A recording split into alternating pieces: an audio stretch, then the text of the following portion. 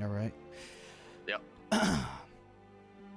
Now, after Kubata's talk with his father, Zu unlocked his karmic vision, and passed out. Then he talked with Bob about it. Then the following morning, Kubata found that he was once again a protector Azamar. Then you all met with Emmanuel for a fun little match to test your new member.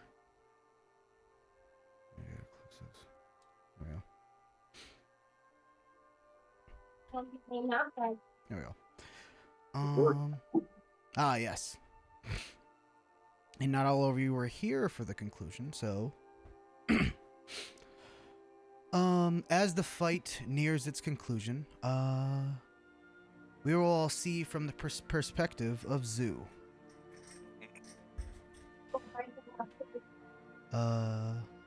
Though this fight has only gone on for about 30 seconds, it feels like it's been hours. Though you have rarely been the focus of the Eagle of Teresa, the golden radiance shines down all around. That is his aura, pressing down on you, slowly pushing you towards the inevitable.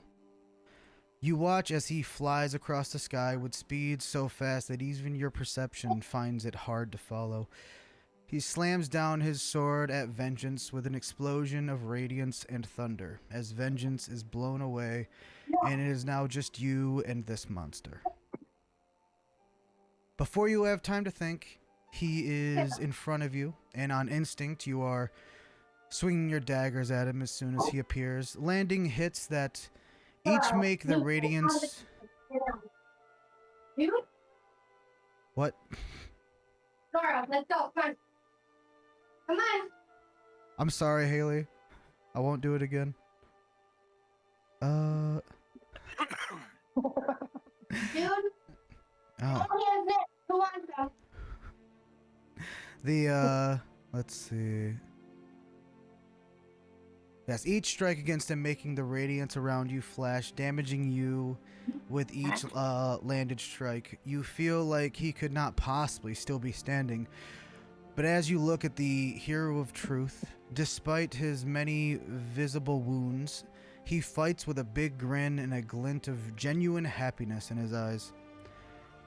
And you quickly down one of your perfect potions for a quick heal and hopefully survive the coming attacks. With the first attack, you notice that most of the radiance in his swings has completely diminished, leaving only the sword and the thunderous booms. Despite his clearly spent reserves of magic, his movements and mastery of his fighting style are still as sharp as the start of the fight. And he lands a critical blow that you're just barely able to parry some of the force away with your dagger. Then the second thunderous blow slams on the ground next to you,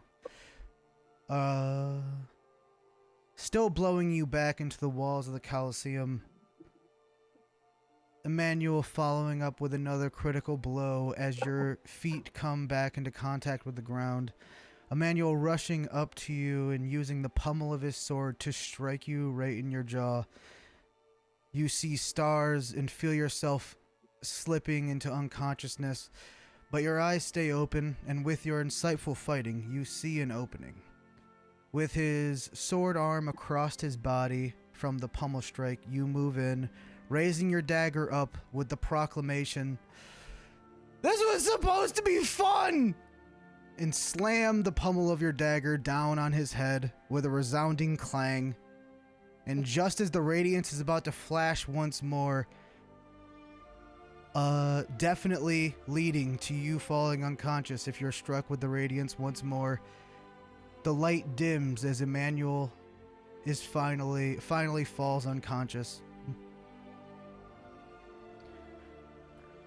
And after just a moment of silence, all the people watching this spar roar in applause and appreciation of the impressive display. and all of Zoo's friends are then transported back in. All of you who had been knocked out, having been restored, not fully, but like to 1 HP. So you're still very much sore, but you were able to watch the fight from where you were knocked unconscious onward. Um, Vengeance, you just barely seeing the end as you basically were knocked unconscious, woke up, then immediately looked over to immediately watch to see if what would happen at the end. And then you're transported right back out there. And Zoo, looking around at all of you, proclaims to you all, "See that? That's the point of this. I win. Zoo wins. I am your glorious leader, and you will respect me." And he throws up some blood. Kubata laughs in BPF. Okay, let's go. I will also laugh, but then remind him that I just almost made it to the end. And It's just like I burned all of his heals. I deserve some credit. I burned like his first 3 lives. the point of this fight is the same as the first fight we all shared. I am the winner. I've always got to be here for you all and be the winner. By the way, Kubata hello, wants to, Dyer. Speed blitz. That's why you can trust me. True. And after just a few words are exchanged, Emmanuel sits up before jumping to his feet, having been stabilized to 1 health by his armor. He gives you all a big smile and says, "Well, that was damn fun.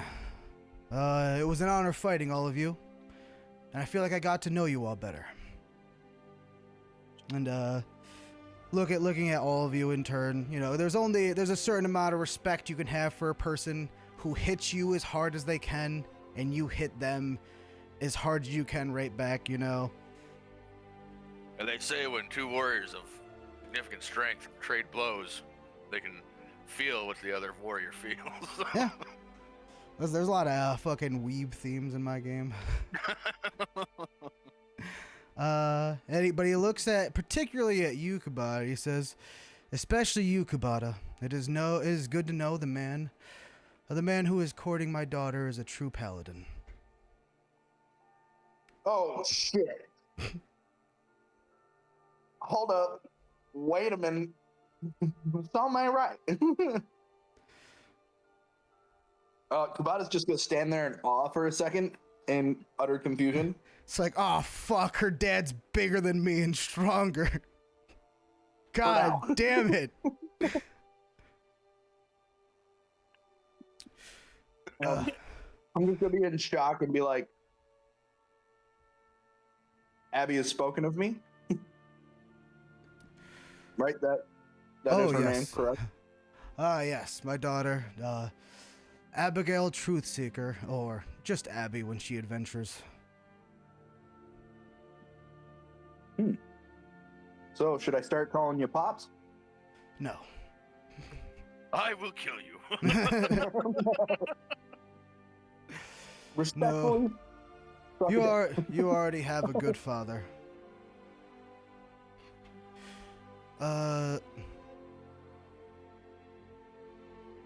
But yeah, no, I've looked into you for a decent amount of time now. I have not spoken with her about you, but she writes home quite often, sending messages to her mother because she is quite worried about her at all times. Me, not Are as the much. feelings? I'm gonna ask man to man. Are the feelings at least portrayed as mutual? Like, what do you mean? Well, are you asking I if went she out on is? a date with her, quote unquote, but like we haven't romantically had anything. Like we did. We had that like festival that we went to, but you know what I mean? I want to know if through the letters, she's portraying me as like a knight in shining armor type of deal. That is for you to find out. Do I get to read the letters? Oh no. You can ask her. Oh, fair enough. Is everybody healed up but Zoo, or did Zoo also get healed? You have significantly more health than them, and you're talking about like mathematically speaking. So you're all at 1 HP. But Kubai's gonna lean he will. over. He'll, by the and- way, a light flashes and he heals himself and all of you for 20 HP using the last of his lay on hands that he had. Oh yeah. I'm still exhausted. Yeah, he had about 2 points of exhaustion. What would Talrook be? Because I wasn't here last session. you're full health. You just watched the whole fight. You weren't feeling well because you You were weren't too feeling drunk well. from the night before. Oh, we did get we got fucked up in game, so that actually makes sense. It's hungover. Can't fight hungover. Spells can't not with dragon fucking dragon juice. No. Kubato's gonna lean over and look at Zoo and do lay on hands and give him 1 point of healing, and then he's gonna heal himself for 69 points. Nice. Oh yeah, 23. So yeah, that's also a little bit of a little bit of a thing. He also just wants to make you all feel better, but he wasn't actually out of healing. If you want to do the math, if he healed himself and all of you for 20, so that was 20 times 7, or no, 20 times 6, because himself and then the 5 of you that fought him that he had left. But he, figured about at that point in the fight, he thought it would be not very fun if he healed again. For him, it's all about trying to push himself. I will offer my hand to Emmanuel, like mutual respect. I don't know. Yeah, she absolutely shakes your hand. He does more of a he does the arm grab. You know what I mean? Oh yeah, absolutely. I'll meet him with an arm grab. Yeah. And I'll give him the from one hero to another. You're the second one that I've felt some kind of competition with, and I respect you more for that. Maybe laugh in the background from a distance. Yeah, he was gonna say which one, the hero of the winds or the hero of the sword. Well, my relationship with the hero of sword is a little bit different. He's he doesn't travel like we do. Oh yeah, I know. The higher ups in Terrace are very, very, very interested if he ever decides to go anywhere. Personally, I think we should just let him do whatever the hell he wants. We are talking about Rio, right? Yeah. Yeah. He's the hero of the sword. Yep. Just because I all the other names that make sense for the hero of that god just didn't sound as good. No, hero of wind there, Jimmy. He became a friend. I mean, honestly, I could not. I've met him before. I couldn't understand anybody not being friendly with him. He is quite he's just a really nice guy. I think that's what bothered me the most. That's understandable.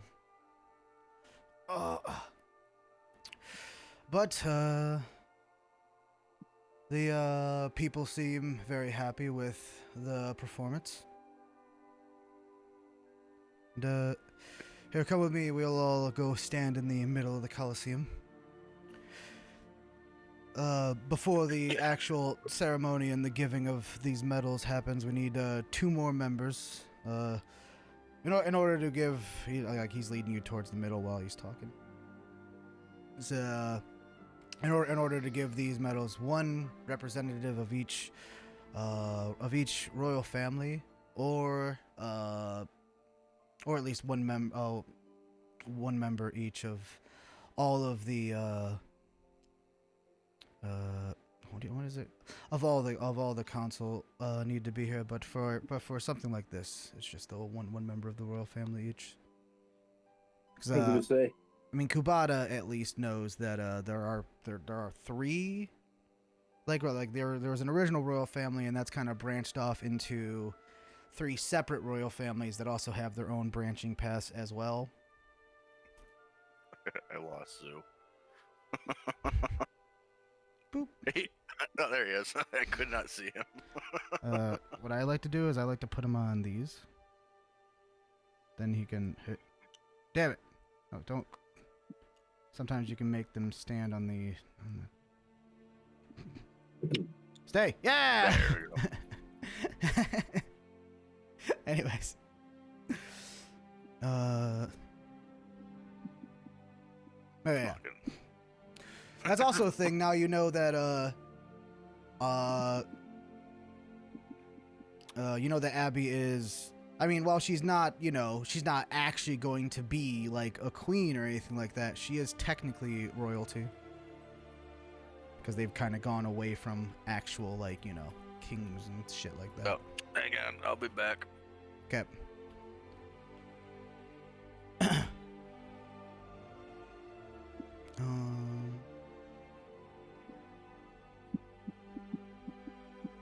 All right.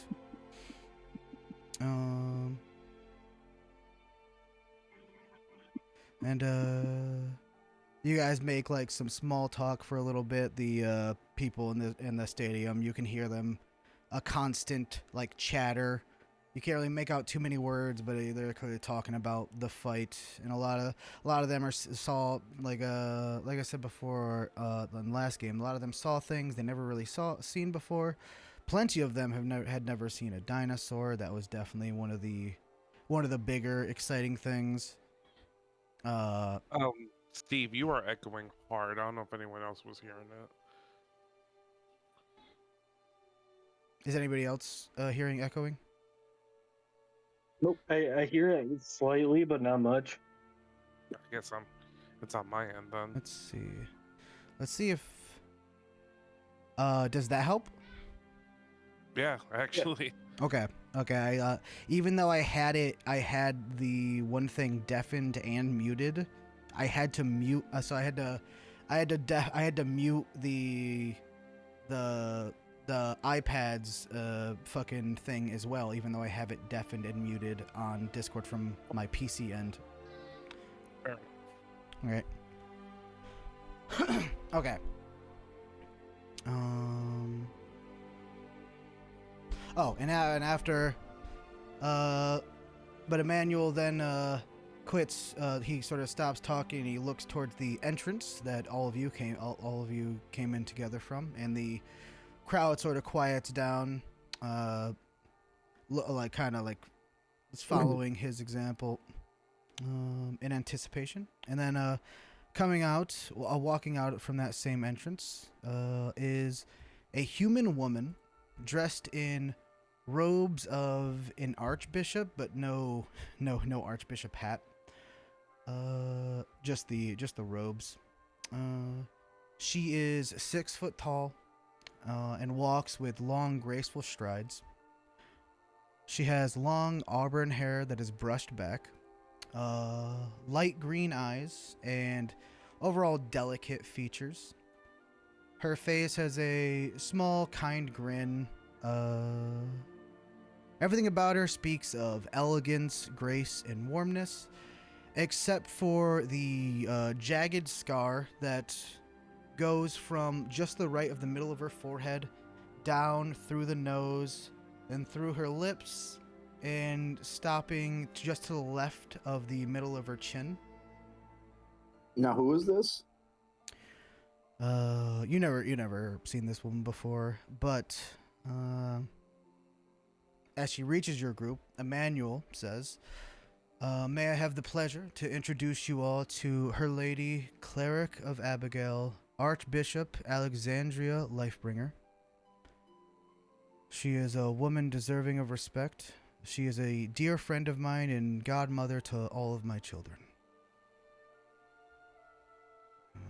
Let's see. And she gives you all a bow and says, "It is a pleasure to meet all of you. I have heard a decent amount about your group as of late, and watching that fight, I see you all live up to your reputation.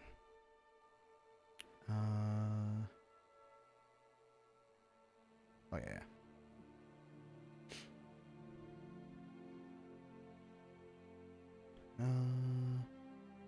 Let's see, and yeah, Kabata, you can make a history, roll history for Alexandria. All right. I think I forgot to have you do it eventually for Emmanuel, but it doesn't matter anymore.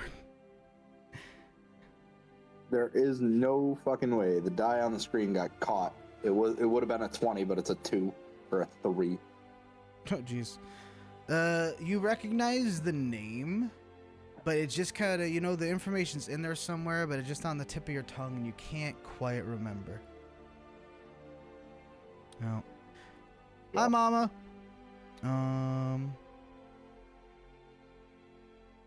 Let's see. But let's see. I mean, she definitely gives off the feeling of somebody who honestly, she probably gives off a similar vibe to Abby in a lot of ways. Definitely a very wise person, very kind, understanding. Kind of a motherly vibe though. She's a bit older. She doesn't look at you with any sort of disrespect like your group, but she definitely sees you all as like young, up and coming people. Because to her, you are all children. Despite her being human, she definitely she has that look of somebody who is much older than their appearance would suggest. Oh, so she's a human. Yeah. She is a life bringer, which you mean they are primarily human, and so is actually the Truth Seeker family. Just they're not all human, but Emmanuel and his daughter are both Azamars. Despite being from a primarily human family. Yeah, that's why I was making the comment that she was like shocked that she was human. Let's see. No, Kubata's cripplingly racist towards humans. Yeah, right. Hasn't been shown yet because everybody in our party is a different race except for Zoo. You're So I set my racism aside. you're not actually upset about your childhood friend dying because she was a human. Yeah, right. Just did the side quest for XP. Yep, exactly. Is there anything any of you would like to talk to her about? I mean, I don't really know that much about her, but you guys have they kind of give you guys moments to talk to these people as sort of like a way to just go through the pleasantries and maybe even have a short conversation before they move on. Nobody in the stands can hear you guys right now. Well, it might just. Is Taruk just in the stands? He's not gonna be down there, right? He's down there. He's getting a medal like everybody else is. It's for helping with the Hag Morgan, not for this fight. This fight was just because you guys wanted to do the thing to test Bump. And Emmanuel was like, "How about you just fight me instead?" Right. And you guys had an Emmanuel who is the hero of Abigail. Almost beat your entire party. Fuck was it stick last week? He used all of his spell slots. Damn. I guess the one person I would gravitate towards is that high priestess. Yeah, she's she's an archbishop, so she's like, she's pretty much as high as you can. What is that? Is that what she was? She was an arch. I can't remember. She's basically as high as you can get as just a religious figure.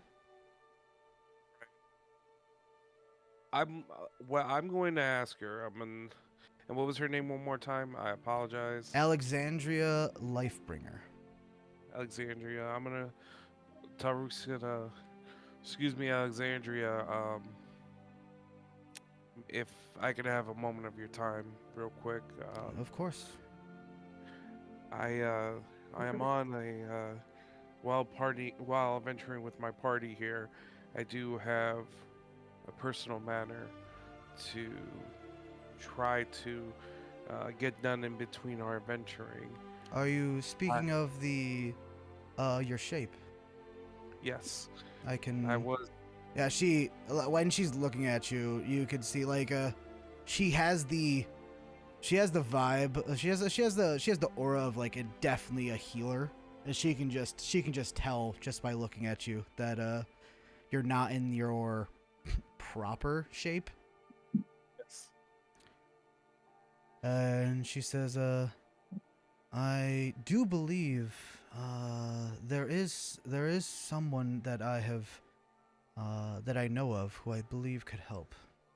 I will have to reach out to him. He is a bit of a recluse these days, but I do believe that he would be willing to help if I asked him. And Emmanuel immediately like starts to snicker, and he says, "If she asks, he will absolutely do it. He has kind of had it in.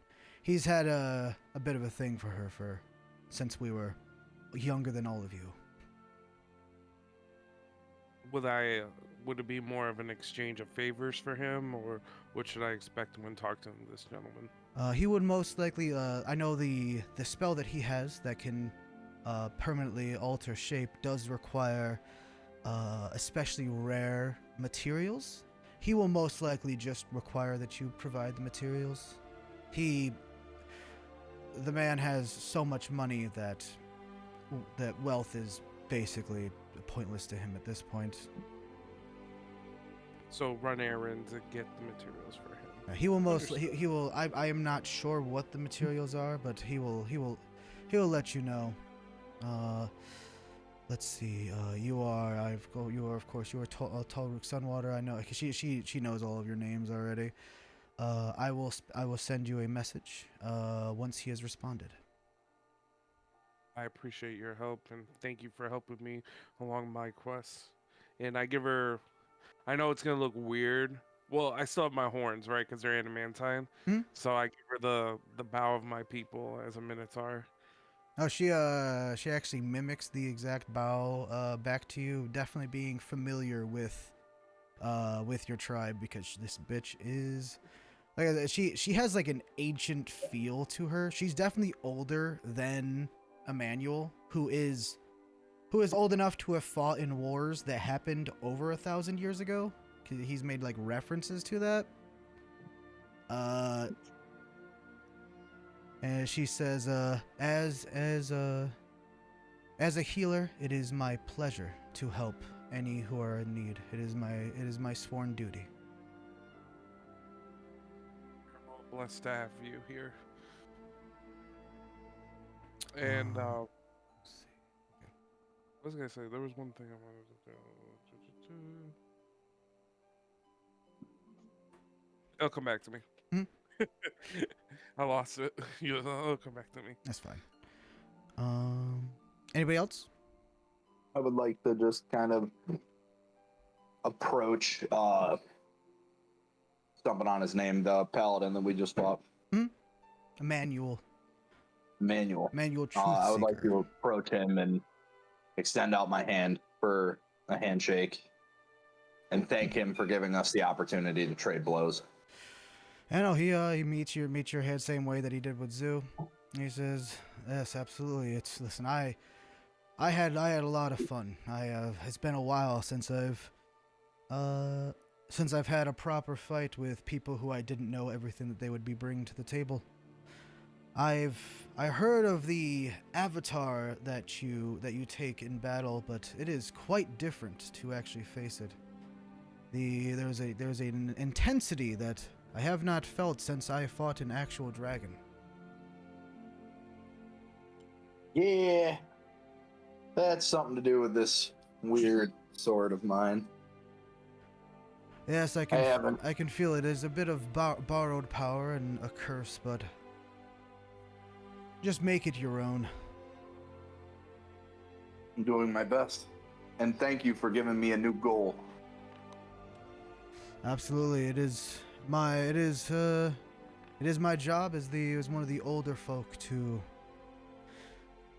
show a path, and maybe not, obviously, to be your own person, and there is obviously not a one-to-one path to success, but it is good to have a goal to see. Let's see. And that'll be it. I'll exchange one last look, give him a smile, and wander off to join the crew. Mm-hmm. And I'll as I'm walking away, I'll turn around and look at him and say, if you see Abby before I talk to her again, could you please let her know I said hi?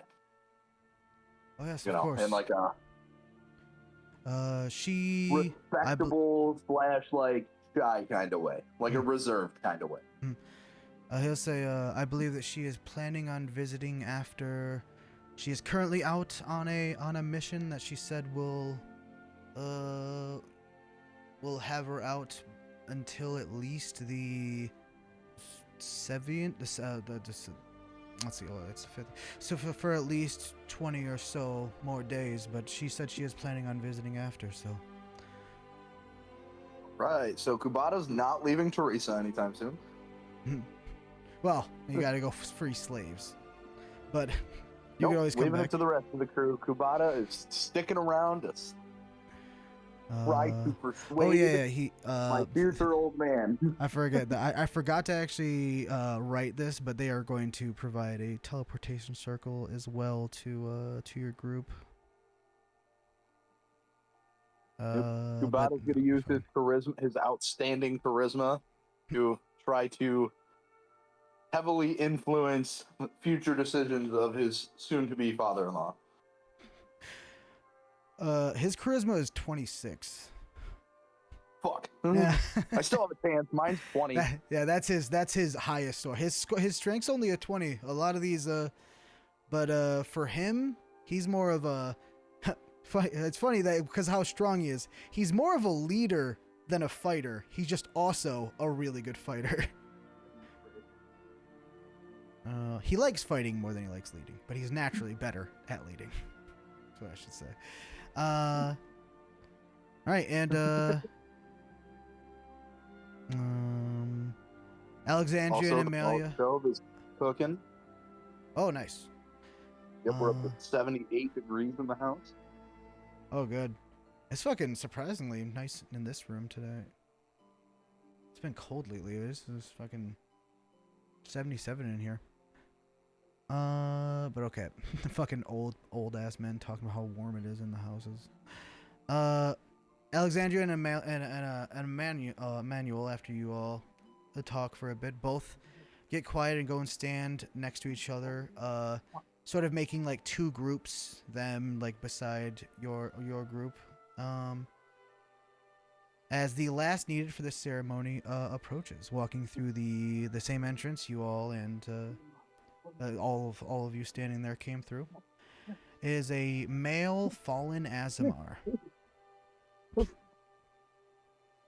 Want to give him head, Oh. Tommy?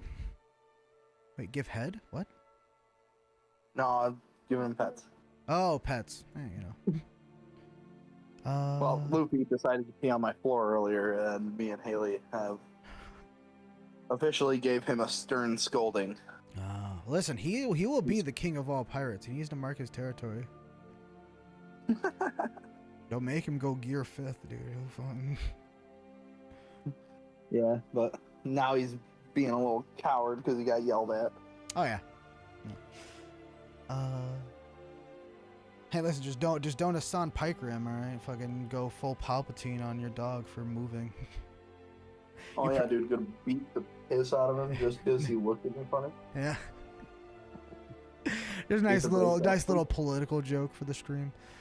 Okay, but yeah, walking through the entrance is a male fallen Asimar who stands at 5'8", dressed in black or pale plate armor made from metal as black as coal.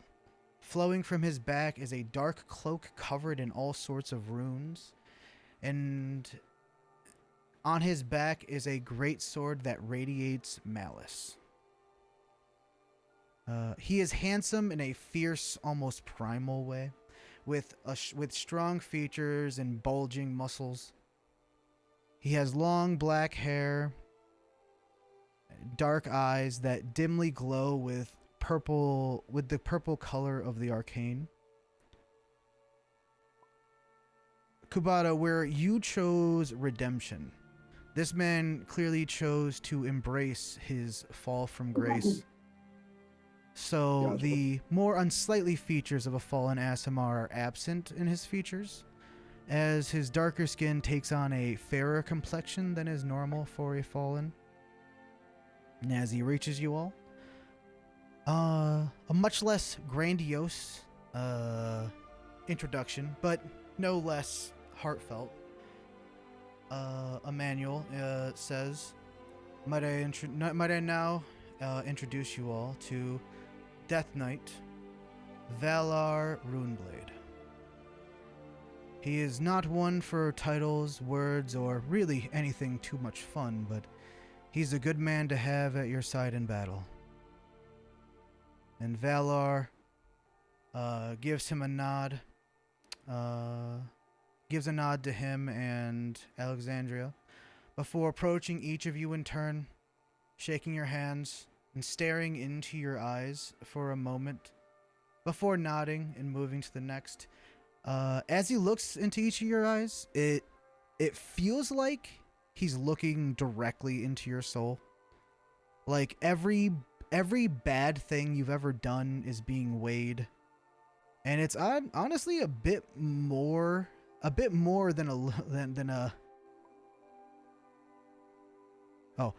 quite a bit more than just a little bit invasive of a feeling.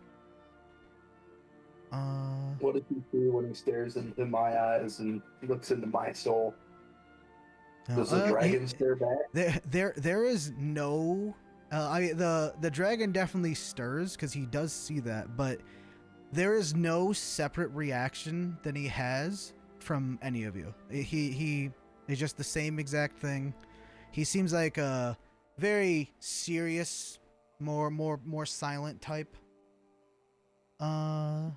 As he just shakes your hand, stares into your eyes, and then moves on to the next. And then he moves over to Emmanuel and Alexandria, nodding at both of them. Nodding at once of them both again, and they both seem to like breathe like a bit of a sigh of relief that it wasn't really obvious that they were holding in until they release the breath. And Emmanuel will explain sort of the oddness of this interaction by saying, sorry about that, though I believed each of you worthy of this medal. It is a rule to have somebody like Valar meet with you. If any of you were a person who could do something like kill children, for example, one of the awful things that can't be forgiven, you would have not been worthy of this medal, or possibly even worse, depending on the sin. But while it may have felt, I will let you know, while it may have felt that he saw every misdeed you have ever committed, I can assure you he saw much less than you may have felt. And the nod that he gave to each of you was just him saying that you're good. Oh. Also, the first ever Death Knight you guys are meeting. I'll be back. 2 minutes, bud. Okay. So he is a Oh, paladin No. who accepted the fall. Yeah, well, isn't Death Knights like an off of paladins? Nope, none mine. So Death Knight is, so if you're talking about the undead Death Knight, that is different. He is the class called Death Knight, which is extraordinarily rare. Most Death Knights serve Morgana, the goddess of death, obviously for obvious reasons. But there are Death Knights in employ to, actually not all gods, but to most of them. And one of their abilities is the ability to see sin at a certain level. Not anybody can do it, but level 1 Death Knight sees your sins.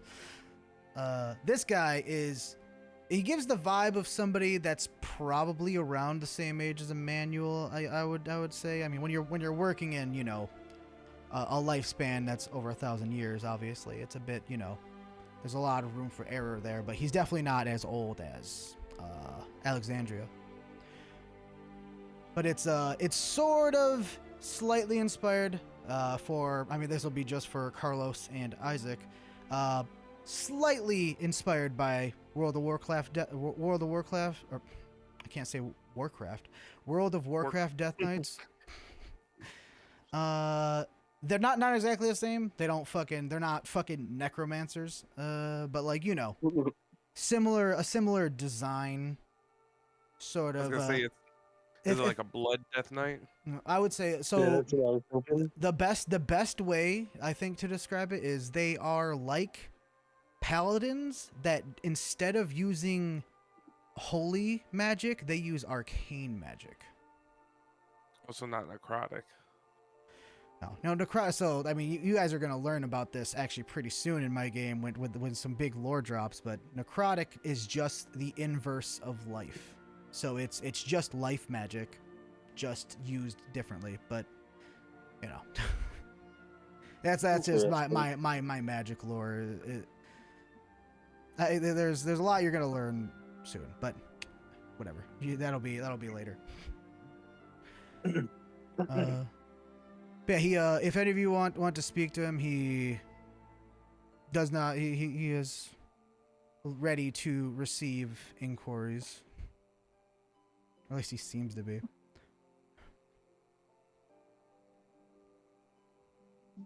I mean, I guess like. So Oh, we're yeah. talking to the He Death Knight and stands. the Dragon at the same time, correct?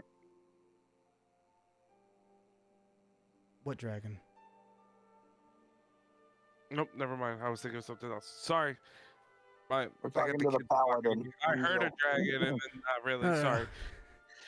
I think he's Sorry, a the kids were talking paladin. to me. Yeah. There's the paladin manual, the cleric Alexandria, and the Death Knight. I just said his name. Valar.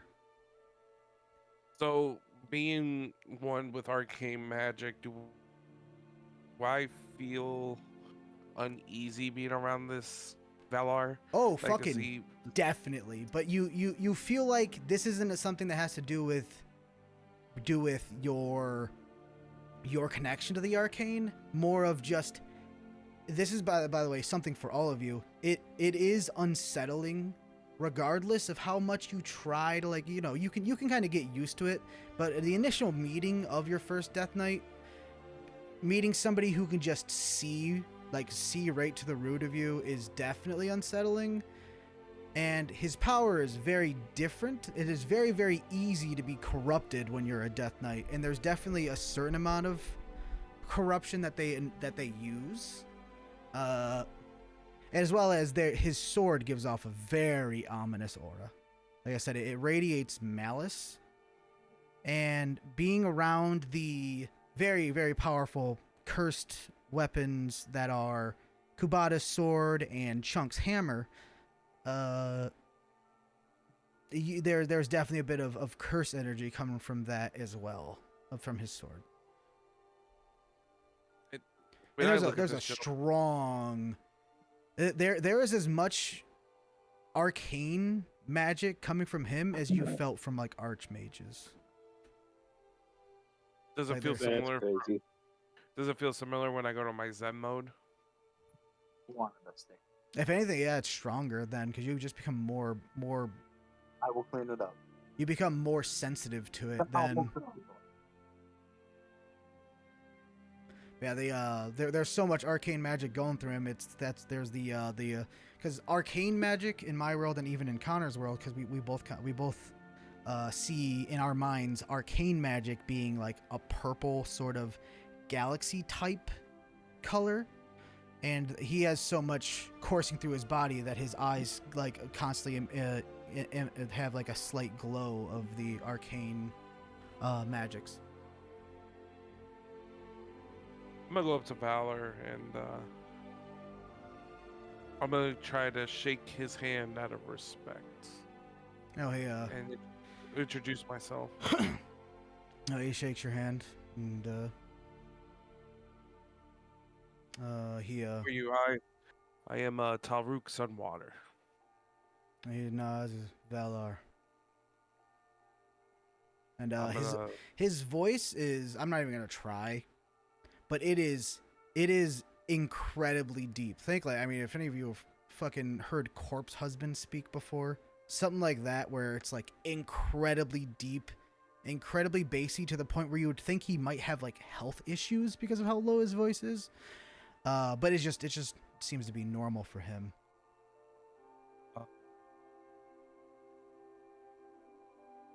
I'm gonna just straight up ask him. I'm gonna be like, I know you explained it, but just for roleplay, I'm gonna be like, I've never met someone like you before, and I've had tutelage with Rio.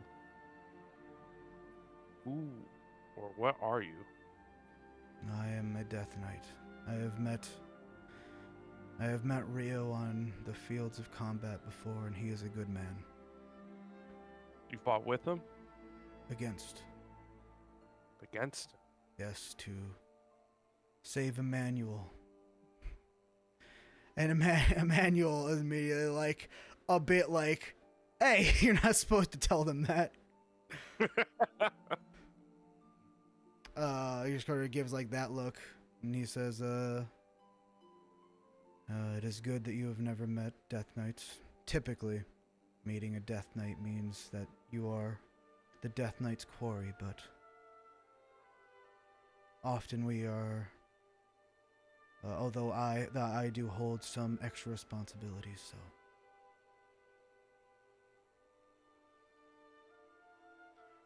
I have a lot of respect if you fought against my master.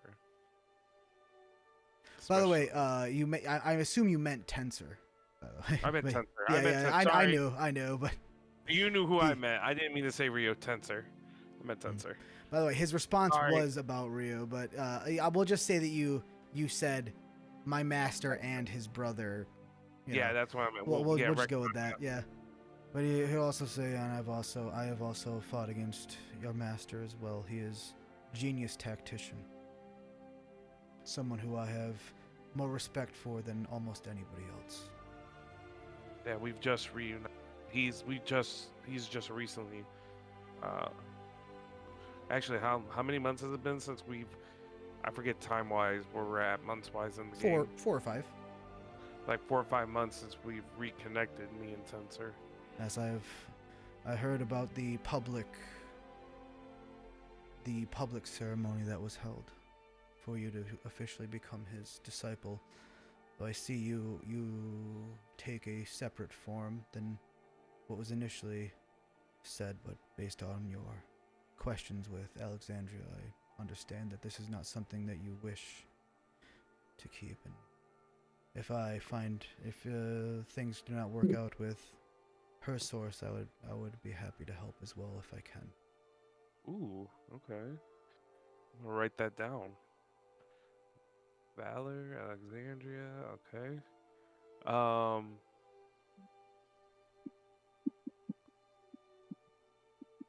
My companions here, you remind me of, and I point out to Kabata, you remind me similar to him, but different.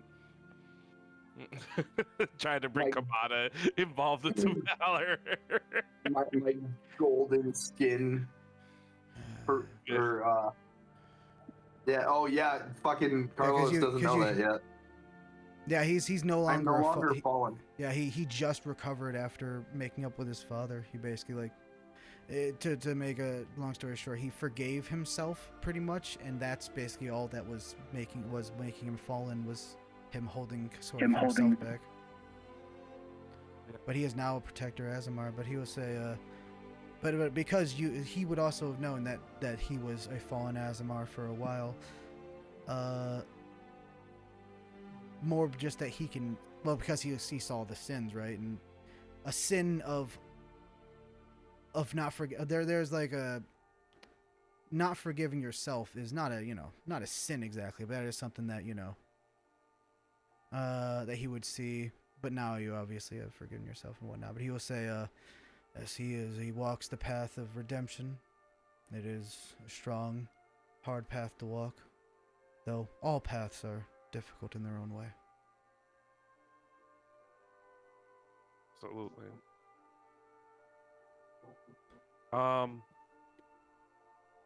Yeah, no, so I wouldn't someone as powerful as you, have you heard, and I start going into explanation of the four elementals, and how I have just one right now. I only have one. I don't know why I thought two. Yeah, he'll say, we're all aware of your mission currently. The whole world has a bit of a stake in the elemental alignments in the world, and your mission is an honorable one. Have you heard any news of anything that's going on currently that we should be aware of? So we should go investigate. We've already given all of the information we had to the Hero of the Winds. He came here. He had favors to turn in, but we insisted on just helping, without the need of favors. He is currently working on it, and from what I know, he is currently following a lead. I assume he will, once he discovers anything, I assume he will contact you. Okay.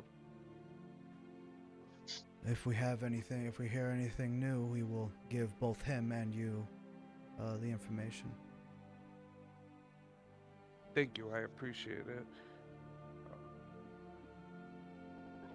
It was nice meeting you, Valar. It was nice meeting you, Talruk. And I do my bow again as a Minotaur towards him. He just nods. So. All right, who's next? Yeah.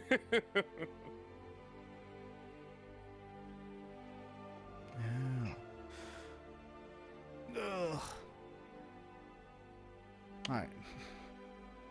I have like certain stances I get into for certain characters, and I hate when I have. That's like the Abraham stance, by the way, as well. God, fucking, it makes my fucking pit sweaty to fucking have my arms crossed for fucking that long. Ugh. I think Oh. I think we need Connor to come in to kind of, because he's got stuff, right? Yeah, I mean, I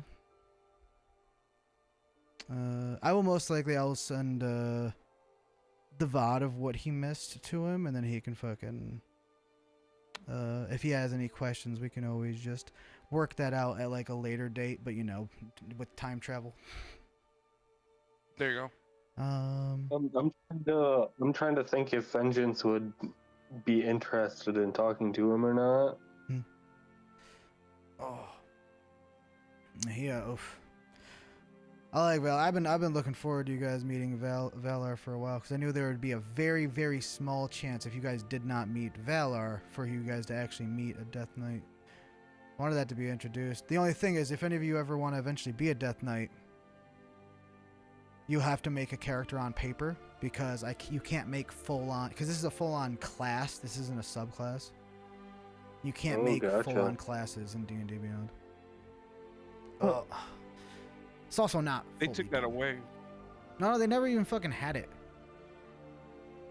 Oh, Yeah, it's fucking. I could probably find a website for you guys, because I Yeah, know I was probably. looking at. I found a website where I made that class for my brother, or a race for my brother, and I was able to print it out for him. Other than that, you never know if D&D Beyond / Hasbro fucking keeps bringing D&D directions that they go. Maybe eventually one day we just switch to all paper, anyways. Fucking Oh, that's what I'm used to anyway. go back to the old days. Right, pen and paper, guys. I mean, Pen I'll and still be paper. using Google Docs because I can't keep that many papers. Fucking thousands of papers of fucking. Right. Ugh. Let's see.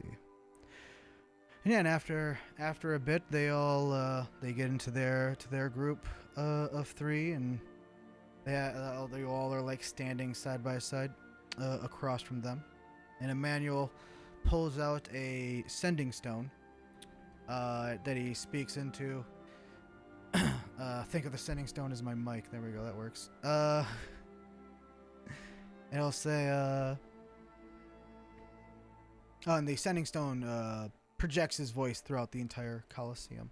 And he says, "Good day to you all, great people of Teresa. I hope you have enjoyed this impromptu entertainment as much as I did. Now to introduce these fine people properly. This group is known as the Brotherhood of the Shattered Blade. No doubt some of you may have already heard of them. Just a few days ago, this group of adventurers slayed a vile thing that was living in the lake right under our noses. A hag by the name of Morgan, who has done wrong to far too many, and even to some of our very own. And although I was nearby, she went unaccosted. These fine gentlemen before me, however, tracked her down and destroyed her. And for that, they are to be named Heroes of Teresa." Anyway, I just realized it could be. God, I need to come up with a new word for what the chosen shit of gods are. Because it probably can get confusing. But anyways, well, we'll start with somebody that's not here. First will be Blender. Great druid of the moon, a man who is one with nature, and somebody who is quickly becoming a master of shape-changing. And as he is talking, Alexandria waves Blender forward and has him kneel before taking out a long sword that couldn't be seen before because of her robes. The blade of the long sword is some sort of blue crystal-like material that gives off powerful life energy. I think I just said blue crystal and I meant green crystal. I might have said, I think I did say blue, but I meant green crystal is what the blade is made out of.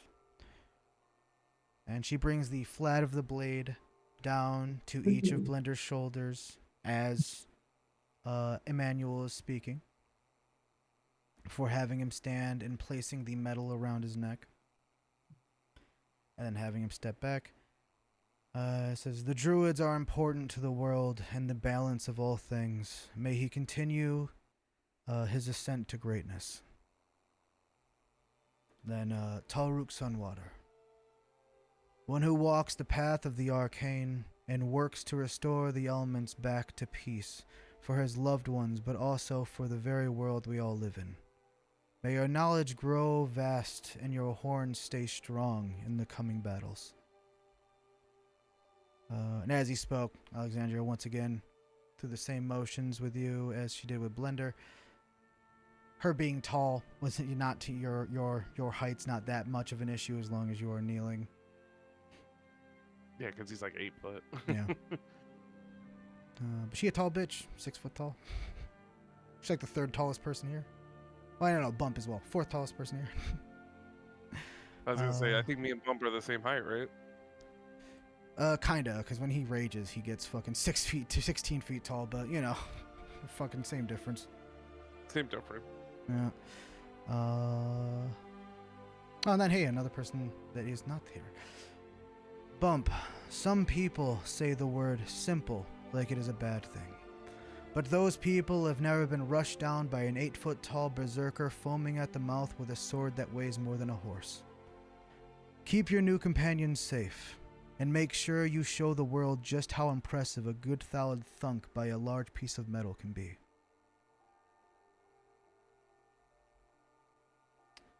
Vengeance. And he has to pause for a moment after saying Vengeance's name, and he walks forward. As there is, there was a cheer for each of you, but there's an especially loud cheer for Vengeance, particularly from the female members of the audience, which makes Emmanuel crack a bigger smile. Fling that dick around, that dick. Yeah. Says, a warlock who is just as enchanting in a battle as he is with the ladies. You and your demons can really wreak havoc on a battlefield. Vengeance is somebody that has had to fight for everything he has to this day. And while I would not say to trust most warlocks, I would trust this one at my side. Hell yeah. Oh, now Connor. I might reread this one to Connor when he comes back, but we'll go ahead and read this now as well. Anzu, hero of chaos, and one damn slippery rogue. Zu here is a self-made man. When looking into these men, I could not help but be fascinated by what I read. Somebody who had to scratch and claw in the streets, who had almost none at his back to build up what he has today is a beautiful thing. I truly am proud to call you a fellow hero, and I am glad to know that if the world needs us, there is yet another great hero I know I can rely on. Yeah. Alright. And finally, Kubata Lightbringer. Now... Oh. Fucking spell check must have changed what I wrote, but it's fine. Now, there is a reason why I saved him for last. No doubt some of you among us recognize his name, as his father walks these very streets, being kind to children and stern with those who deserve it. Somebody who served this country, and a man who I personally had the honor of knighting years ago. As you all saw in combat, Kubata is a force to be reckoned with, and as somebody... and as somebody who has drank with him, and put more effort into learning more about him from the very moment my daughter wrote to me about a handsome young paladin she met and connected with on a job. Kubata is the first one, by the way, who Alexandria did not like walk forward and wave him forward. Instead, she steps back, and Emmanuel, as he is speaking, steps into her place. And what were you about to say?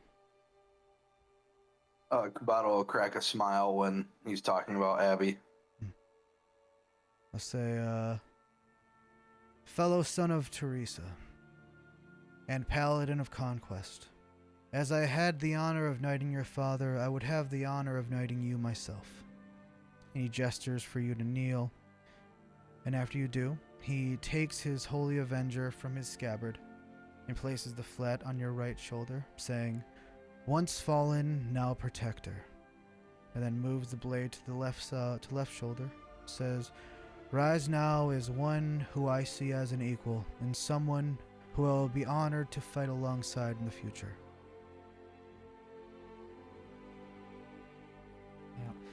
And this is the only roar of applause that is equal to, if not more, than the one that was for vengeance, as they are seeing somebody who is from their very city be knighted. And not only just knighted, it is a second generation knighting, which is like, you know, a knightage doesn't like pass on to the sons and stuff of a knight, but somebody being knighted whose father was also knighted for valor is a very high honor.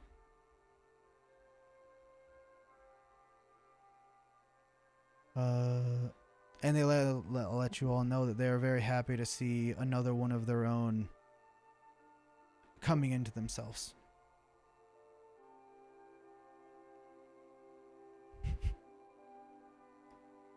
Well, I'm just gonna stay kneeling for a second and just kind of take in the applause.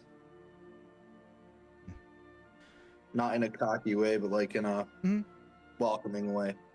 Understanding the value of what the applause mean.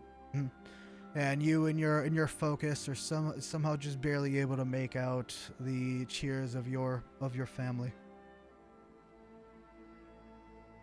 I'll look off into the distance at them. Yeah. Raise my head a little bit. They were able to meet eyes with all of them, who just have big smiles on their face. Is my little sister just tweaking? Oh yeah, pretty much. She has the energy and excitement of a 6-year-old or 5-year-old. I can't remember. She's around there. So she's absolutely hyped. This is probably the first time she was able to legitimately see high-level adventurers like go at it hard, not just like some casual sparring. So she's like sick. She's like, you know, little Steven who saw Super Saiyan 1 for the first time. I was like, oh shit. Yeah, when we all went crazy. Oh, yes.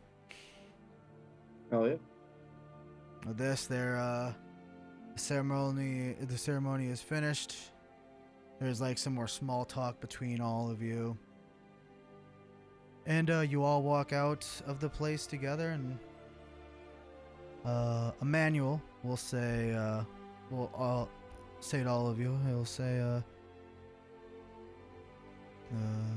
thank you all again for a good fight. And just so you're all aware, me and Val are planning on possibly getting a drink later tonight at he's going to at Noble's Bounty, if none of you have ever been there before. If you've wanted to try out, Noble's Bounty is the place that's famous for their stouts. Like pretty much Will like take him up on that world drinking famous. opportunity. For sure. Damn. Okay, fun. I had to research, do a lot of research about stouts. Something that something that I find disgusting, but I had to fucking do a lot of research. I lack the palate, unfortunately. I wish.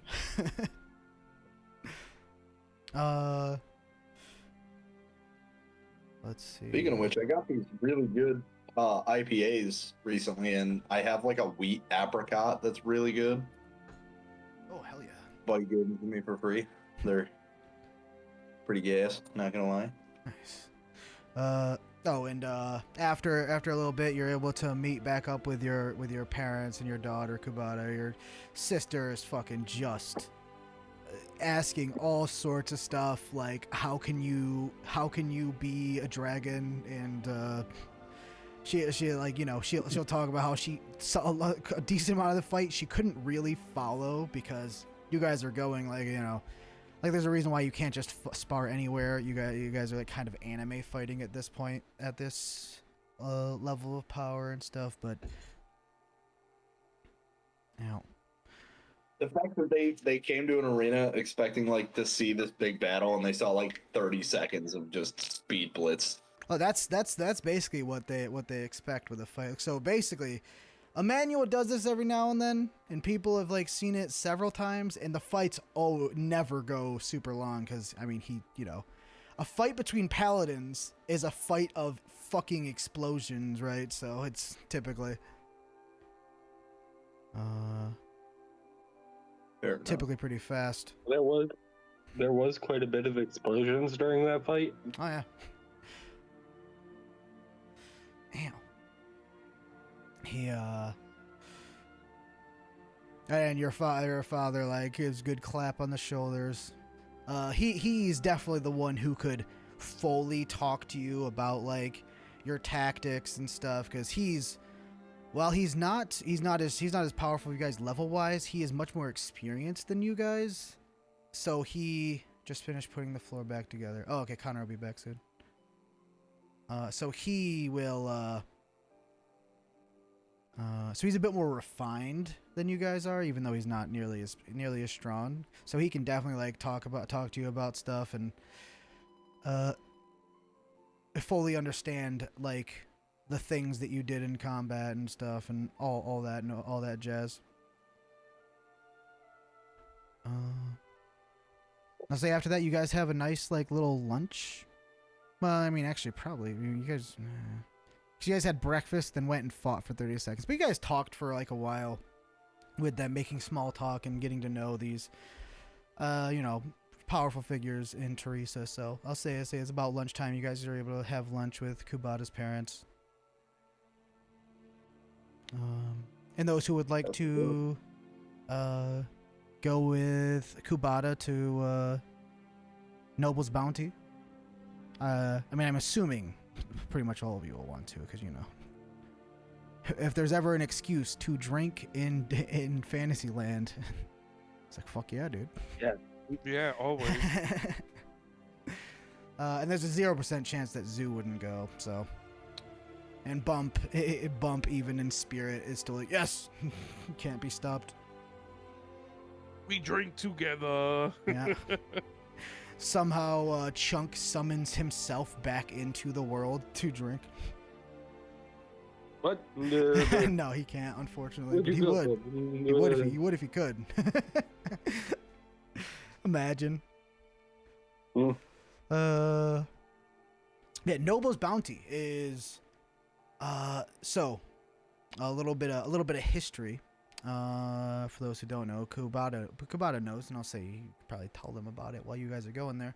Noble is a common man who nobody knows his real name, but they know he decided to call himself Noble, and he owns 2 shops in the Noble district of Teresa, which means so for somebody as a commoner to be able to risen high enough to be able to own multiple shops in the Noble district is very, very impressive. Definitely somebody who is a self-made man and was made famous when a member of the Runeblade family went to one of their establishments and liked their drink so much that they made him a noble. But he refuses a last name, just Noble. But he's a human, 0 like levels, just a normal guy who has a deep passion for making strong drinks. Man likes beer and he wants to make more of it and drink more of it. That's what he lives for. Man of culture. When you all arrive, it is definitely a nice establishment, but a place that isn't trying to be fancy, right? I mean, it is a place that sells beer, and that's, they're not trying to do too much. Just nice little tavern, friendly atmosphere.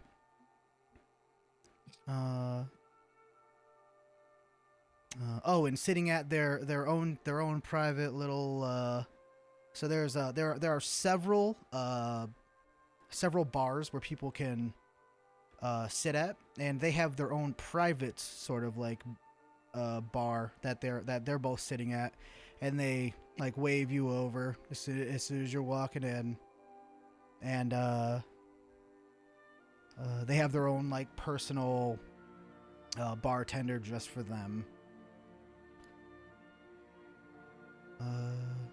And you see on the board, there's like a board with everything written up. You can see like they probably have like a rotation of different drinks they go throughout the year. Currently on display are 4. They're all the same price. Every single one of their drinks is 5 silver apiece. And the drinks names are the Imperial, the Dark Sheep, the Soaring Griffin, and the Morning Meal. Which is the strongest one? Yeah. I mean, I guess it. Probably. I mean, the Imperial is an Imperial Stout. Okay, well, I'll say like you guys all sit down, and Manuel's like, "Hello, it's good of you all to join." And if you ask which is the strongest one, he'll say, "Well, the strongest. I mean, the Imperial is an Imperial Stout. The Black Sheep is a Milk Stout. The Soaring Griffin is a Rye Stout, and the what is it called? I can't fucking find it. Oh wait, there's 5. I need to separate these so that it's more obvious. Hold on. There's actually 5. There's not 4. The Sweet Tooth is a sweet stout, and the Morning Meal is an oatmeal stout. So strongest, I mean, he probably either the Imperial or the Rye Stout, I would assume. And he looks at the bartender nods. Now, bartender, by the way, is a half-orc man. Sort of just standing there, nodding, smile on his face. Seems like he's working these like private booths is probably really sweet gigs to have, because you're not super overly busy. You get to just get real personable with people who are probably pretty important, so he's pretty happy. He's my name is Gorgug. I'm probably gonna go with the oatmeal stout. Yeah. That could be interesting. Yeah, Manuel will say oatmeal. Okay, 1 round for everybody, 1 oatmeal. I'll get the first drink.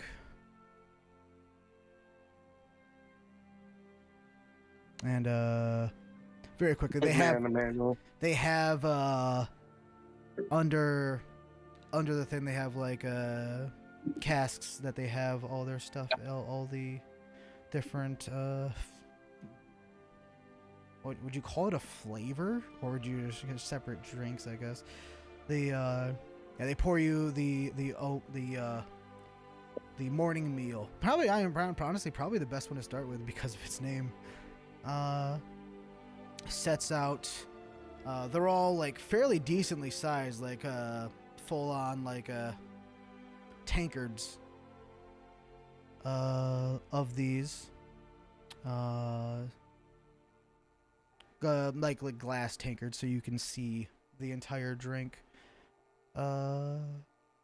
through it. Yes, the Morning Meal is an oatmeal stout. That is an attractively presenting dark brown beer with mushroom-colored foam and a sweet caramel, dark chocolate, and oatmeal notes on the nose. And as you all try the drink, the smooth, rich palate has a delicate, slightly sweet caramel, cocoa, and dates with a rather short, medium, dry finish. That sounds like something I would actually drink in real life. I'm not even gonna lie. Yeah. Listen, I told you I did research on fucking. On good They sound fucking. very elegant. Well, it is on some level. It is beer, but on some level, it is very elegant. The process of making a truly fucking good stout. Despite the fact that I, in real life, don't like it, doesn't mean I don't respect the craft. You know. Right, exactly.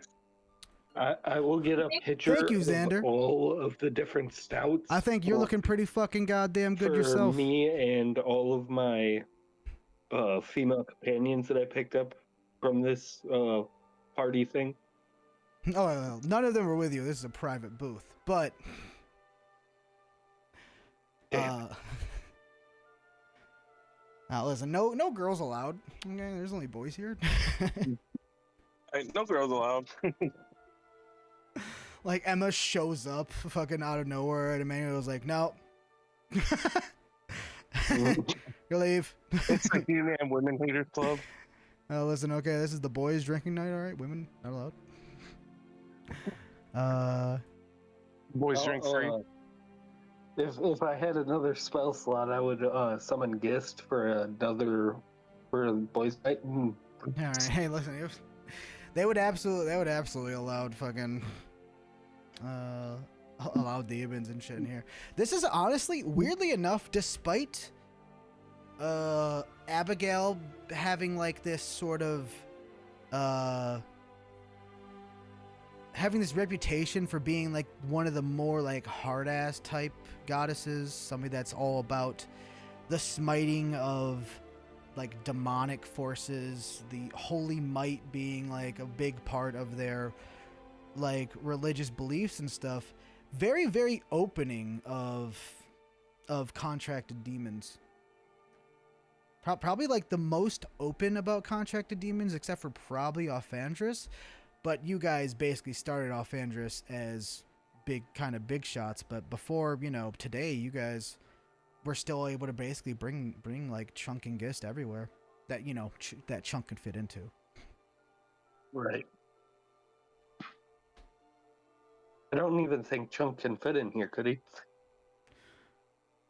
The doors, actually, shit, this place is fairly decently sized for like bigger people, but not somebody because he's like 15 or something feet tall and like fucking wide as fuck. So, I don't know.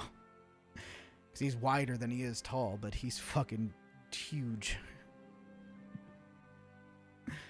He's a funky boy. Mm-hmm.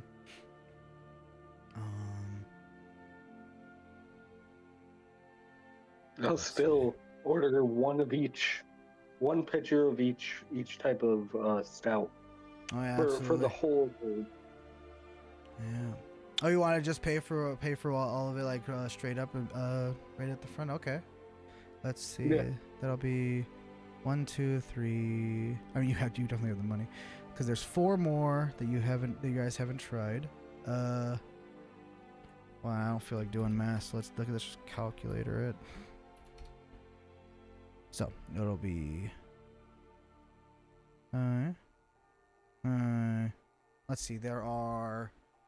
1, 2, 3, 4, 5. Or 7 currently that are here.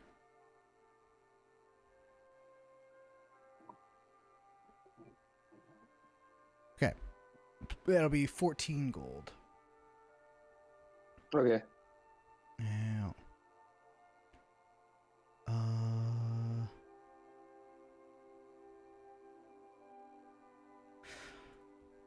Yeah, the bartender. So thank you for your patronage, and let's see. Go ahead and where the hell? Oh shit! I accidentally closed the thing. Let me get that. There we go. All right. What would you like to start with next? There's the Imperial, the Black Sheep, the Soaring Griffin, and the Sweet Tooth. Black sounds pretty good. What do you guys think? Yeah, I was thinking that or the Silver Griffin. Yeah, the Soaring Griffin. Soaring Griffin. All right. He pays, so he'll go ahead and go with the Soaring Griffin first. Then we'll go with the Black Sheep. Soaring Griffin is a rye stout that is a deep, rich brown with a thick tan foam that retains well. The aroma offers a mix of vinous fruits, plum, coffee, smokiness, burnt fruit, chocolate, and cocoa powder. On the palate, there is a nice balance of coffee and sweet fruit-take notes, leading to a complex mouthful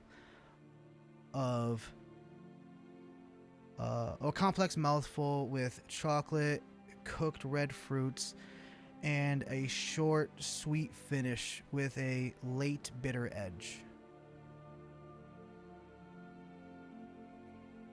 Interesting.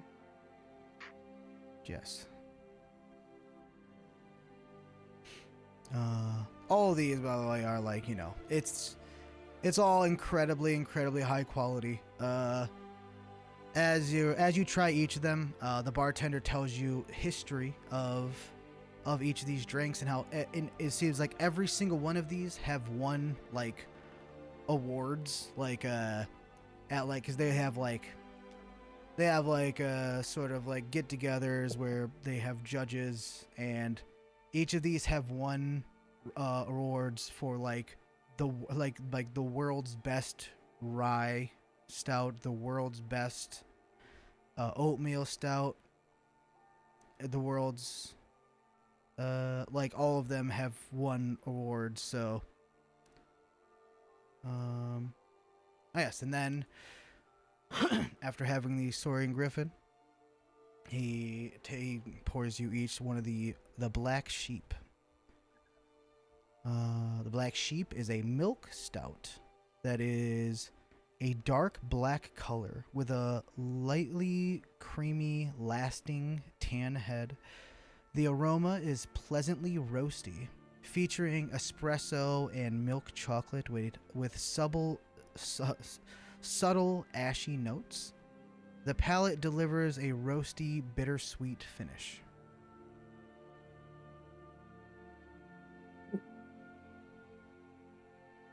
And all these are significantly, for those who are connoisseurs of such things, they all have a significantly different, they all have separate mouth feels, taste, and smells. All vastly different, but all equally good. Obviously, you'll probably have favorites based off from what you personally like, but just regardless, you can taste the quality is all consistently fantastic.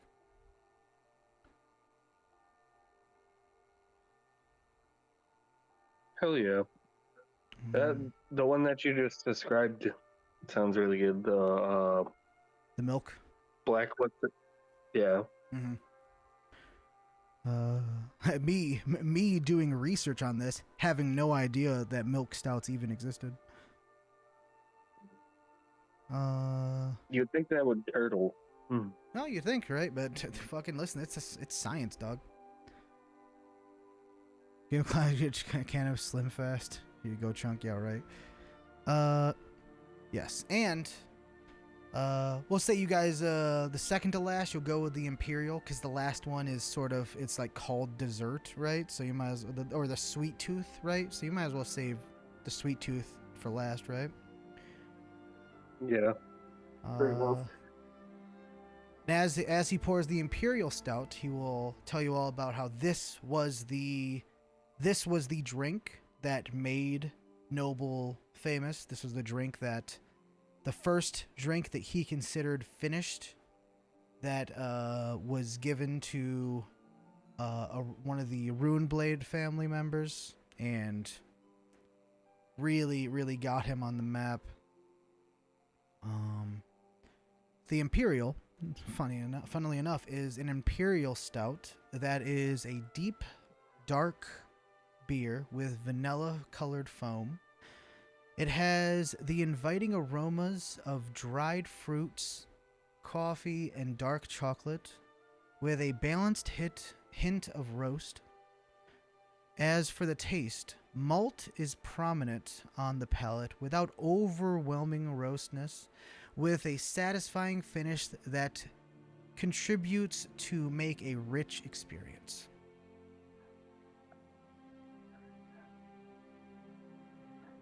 Mm-hmm.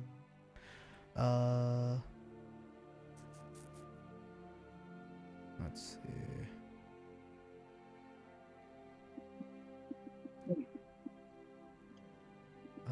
And then finally, he pours the Sweet Tooth, one that the bartender will explain is a beer that Noble made for his wife because she wanted something a little bit sweeter. So he designed this, and while she ended up not liking it, not liking this either, it ended up being something that he was satisfied with, and went on to be famous for being yet another one of his famous drinks. Also, it is the newest of all of the drinks that you've tried tonight.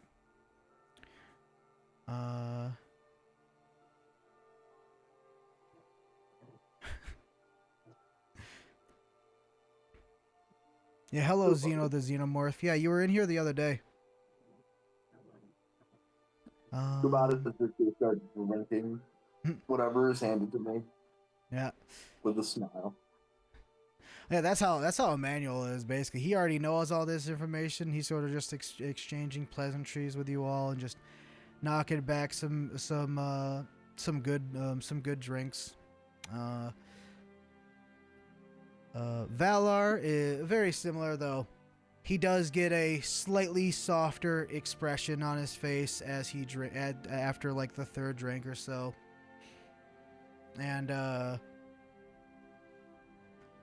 he's wound very, very tight, so he seems to get just slightly a bit looser. It's like, if a very strict librarian slightly undid her ponytail just a little bit to make it slightly less tight.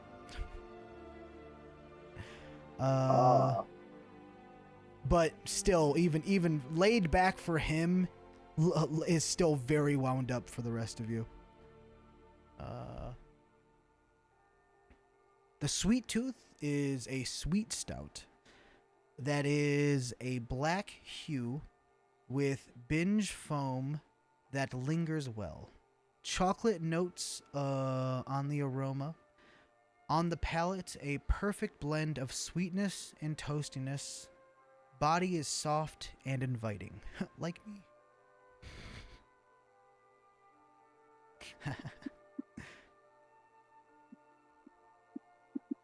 No. Oh. Honestly, yeah, probably you started with the morning meal, end with the Sweet Tooth. Honestly, because of all of your guys' experience drinking and your adventurer constitutions, you guys are all like fine. The point of this, I mean, obviously you can get drunk, but like the point of this is more of like the experience and the tasting. And obviously, like I said, you're absolutely invited to get trashed because I mean it is a tavern. But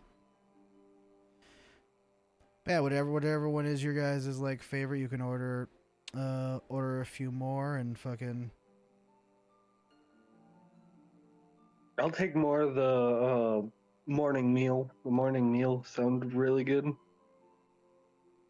Honestly, that's probably the closest one. Would probably be the closest one for me, just based off from the description that I would, But I fucking love oatmeal, so it makes sense. Yeah, when you get all those sounded really good. Mm-hmm. I would try every single one of them, and I don't know. Yeah, the Emmanuel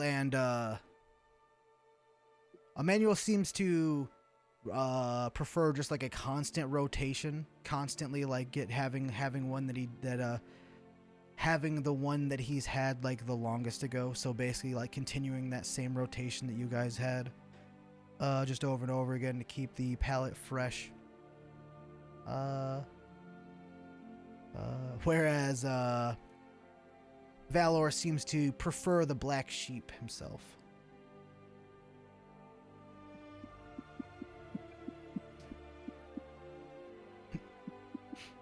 Yeah, he likes One more time, he likes coffee. I was gonna say that was the one that tastes like rich coffee, right? Well, espresso and milk chocolate, Yeah. ashy notes. I mean, it also just is just a play on the fact that he is probably also a black sheep in a lot of ways as well. Damn. There you go. Yo, is Connor okay? Not sure. Let's say. Yeah. He'll probably be here soon. I mean, he's still live. Right. Actually, I'm not sure. Let's see. Is he on like be back soon, or is it just like his chair? Let me go look. I'm interested to see.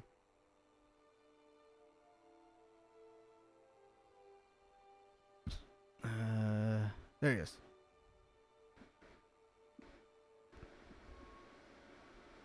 Oh, the chair's there. Oh, hey, he's at his desk right now. I see him. I see Connor's ass. Oh, I got an ad.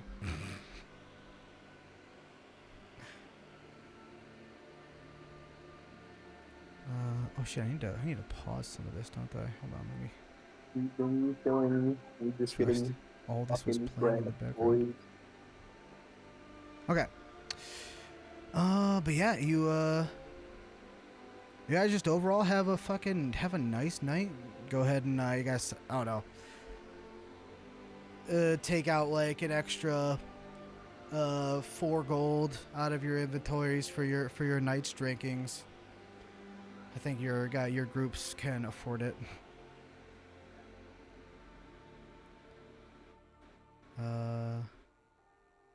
Overall, you guys have a nice night. Emmanuel, he gets louder and just a bit more happy as he drinks. Happy to tell stories about back in his day and whatnot. Whereas Valor, he'll talk when spoken to, but he doesn't really, still more of a quiet guy, even deep into his cups. Let's see. I'll say the next day. Yeah. Next day, y'all can wake up. And let's see. I sent that long message with all the stores and shit yesterday. One of the places that you guys had not visited is the place you just did. So let's see. There's still Selena's potions, mystic herbs. Hello, all. Oh, sup? Sorry, it was I had to redo the entire door. Ah, okay. That's fine. I'll make like a I'll send like a highlight to you of what you missed. You didn't miss too much. I guess. Oh yeah. I can reread because each person was introduced during the ceremony. And I'll go ahead and I'll reread the what he said about you in particular. Because Emmanuel was basically introducing everybody to the people of Teresa. And he was saying, he said about you, Anzu, the hero of chaos, and one damn slippery rogue. Zu here is a self-made man. When looking into these men, I could not help but be fascinated by what I read. Somebody who had to scratch and claw in the streets, who had almost none in his back to build up to what he has today is a beautiful thing. I am truly proud to call you a fellow hero, and I am glad to know if the world needs us that there is yet another hero I can rely Hell yeah. And then you guys then after the ceremony and everything had oh yeah, and two new like people were introduced. But like I said, I'll send that to you. You can just fucking Yeah. Zoo is no longer together-ing. Yeah. Hope somebody made that joke at least once. No. It's not often Zoo.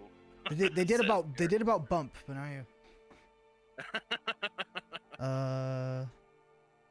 Let's see. And then you guys went to Noble's Bounty, where where you guys tried like all of their stouts and stuff.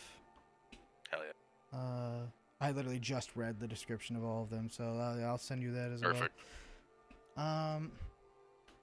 And you guys are waking up the next day, and I was just about to go through the shops that you guys have not visited, or the place you guys have not visited. You already visited Noble's Bounty, so there is the Truth Seeker's Vault, which is one of the world's largest libraries. Let's see.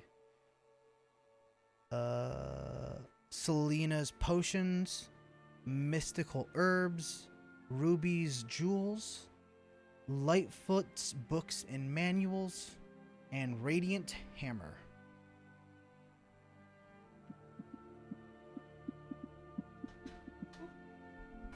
So as you guys wake up the next morning on the 51st of what is it? Boom. Zephyr. There we go. Oh no, I was trying to remember where the little like date thing is for the It is now 51st of the 3rd season of the 2147th year of the Enlightened. You guys have 4 full-on free days, so you guys have plenty of times to visit all the places. But yes. Where would y'all like to go on this day? Double check. Yeah, I'll go ahead and read the. I mean, would you guys like to visit all of these places? Then we could just go in the order that I wrote them in, just for it to be easy. I think that's the way to do it, because we're probably gonna. Yeah, I figure. Okay, the Truth Seeker Vault is where we'll go first. The Truth Seeker Vault. Let's pull that up right. Here. Search it. Truth. Oops. Truth Seeker. Okay.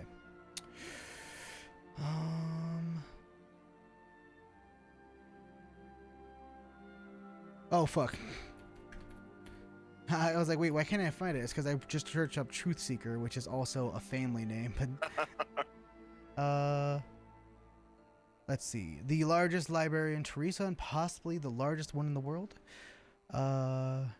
Here's where Kubata learned about the religion that he eventually decided to go with, and there's all sorts of information about all sorts of things with a emphasis on alchemy, because the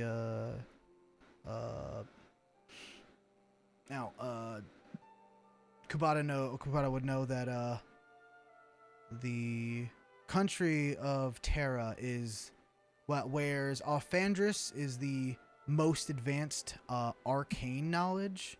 Terra is the most advanced in alchemy in the world.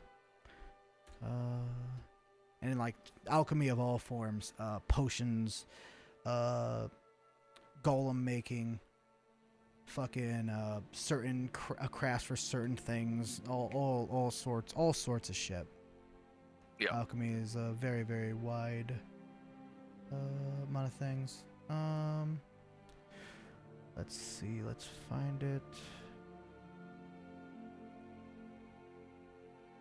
Wait, where did I put this?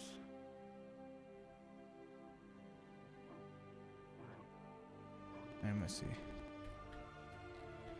God. Wait, is this the shop and inventory? It is. Okay. Boom.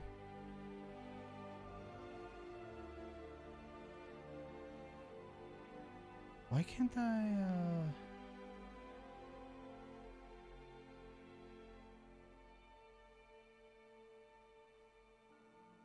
Did I can't remember where the fuck I put the Truth Seeker Vault stuff. Maybe in here?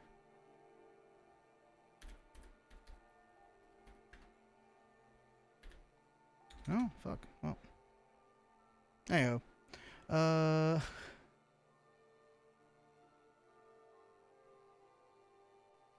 Here.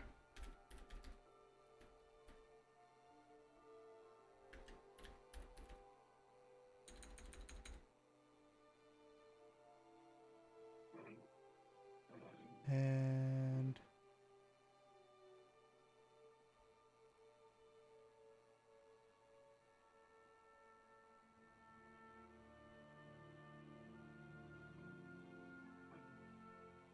here we go.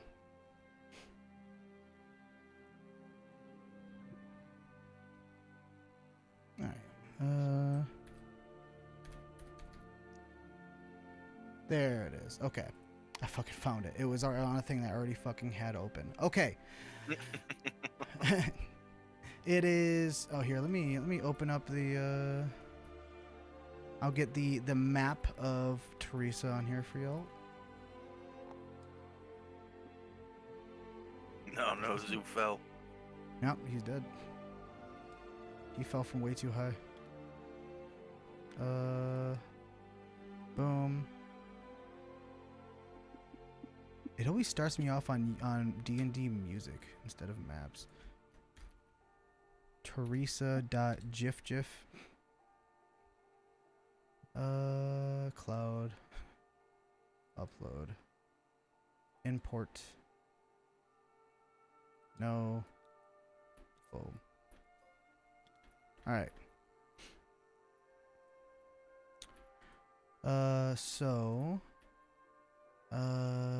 I mean, actually, Truth Seeker Vault is literally like basically across the street from where Kubata lives. So honestly, it makes the most sense for you guys to start from here as well. Because at least Kubata's there, and then you guys are like right next to there at the Hearth and Home place, and that's basically right next. Actually, you guys are even closer than him because it's literally like the buildings are touching. So,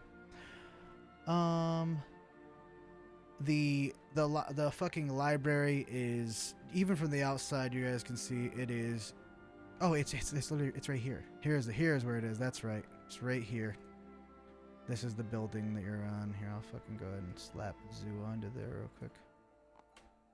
Here, I'll do this. Hold on. Or make him smaller so that it A little fits better. tiny Zoo.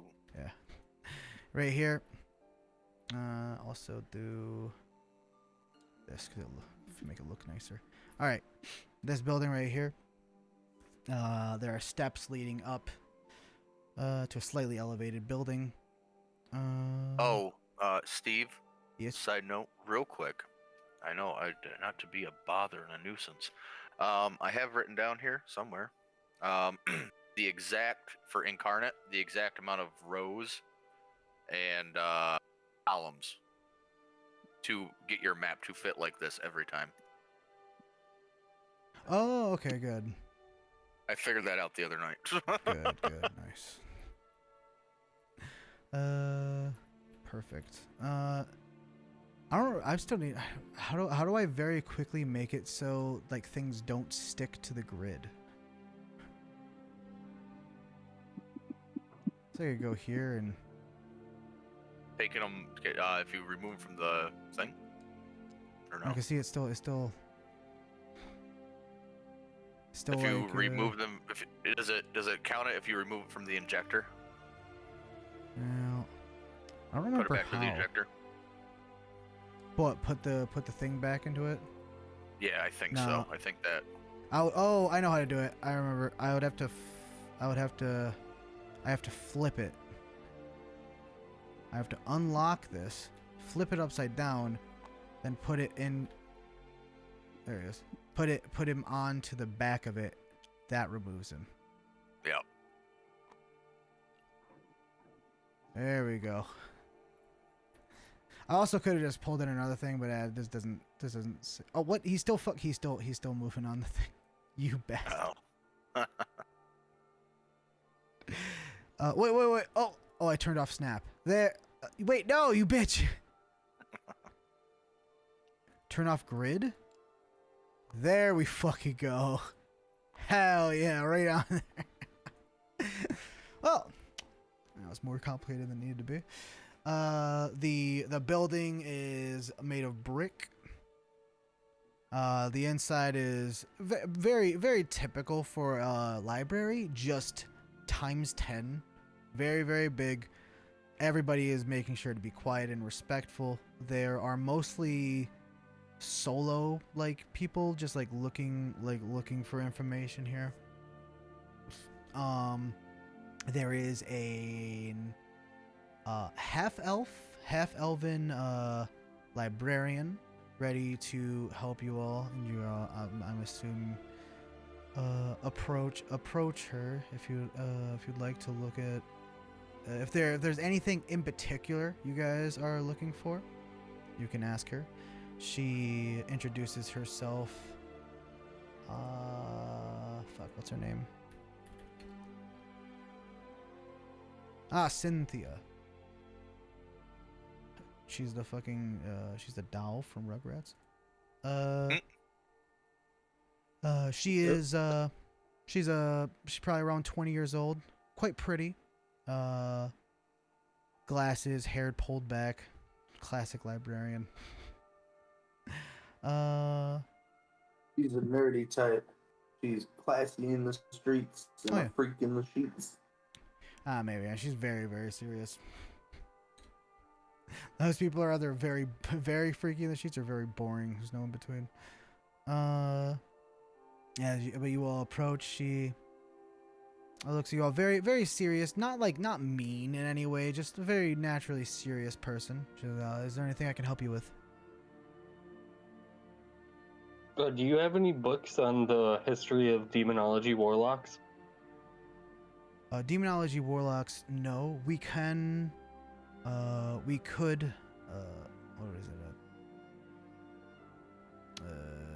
Fuck. We could try to procure books on that for you if you like. I forget the word I was trying to use for that, but it doesn't matter. Yeah, that's fine. Yeah, absolutely. Let's see. Your name? Vengeance. All right, she writes it down. Let's see. Books on demonology. Yes. Yeah, come back in the future, and I will let you know if we were able to procure books on demonology. Okay, sounds good. Thank you. Absolutely. And he looks at the rest of you.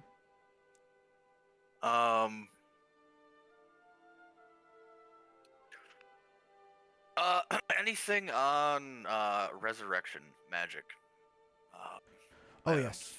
Slightly familiar, but anything going into the different types of resurrections and things like that. We certainly do have books written by people right here in this very city.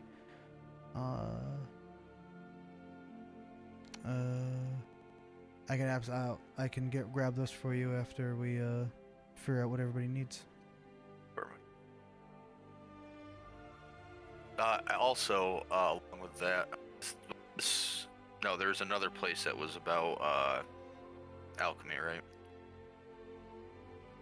The mystical herbs, is that the place that's all about the alchemy? I mean, mystical herbs definitely is about alchemy, but this place has many books about alchemy. All right. And also along with that, anything for mixing alchemy for dissecting poisons and things like that. Yes, we do. For beginners, advanced, like master alchemy, or master poisons, or you have like a. I believe you're. Probably have a decent understanding. Yeah, you have a beginner's understanding, basically. Not like more advanced, but definitely. You have an understanding. You know how to make basic poisons. Yeah. I think for a little bit more. Pretty sure you get that from just rogue. Yeah. Let's do advanced towards mastery within that range. Absolutely, we will get those for you. Yeah. By the way, these books I'll get to you at a different date. By the way, like any like random knowledge books. But you'll have them. I'll just have to like send you what they are exactly and stuff. Yeah, yeah. That would be it for Zoo right now.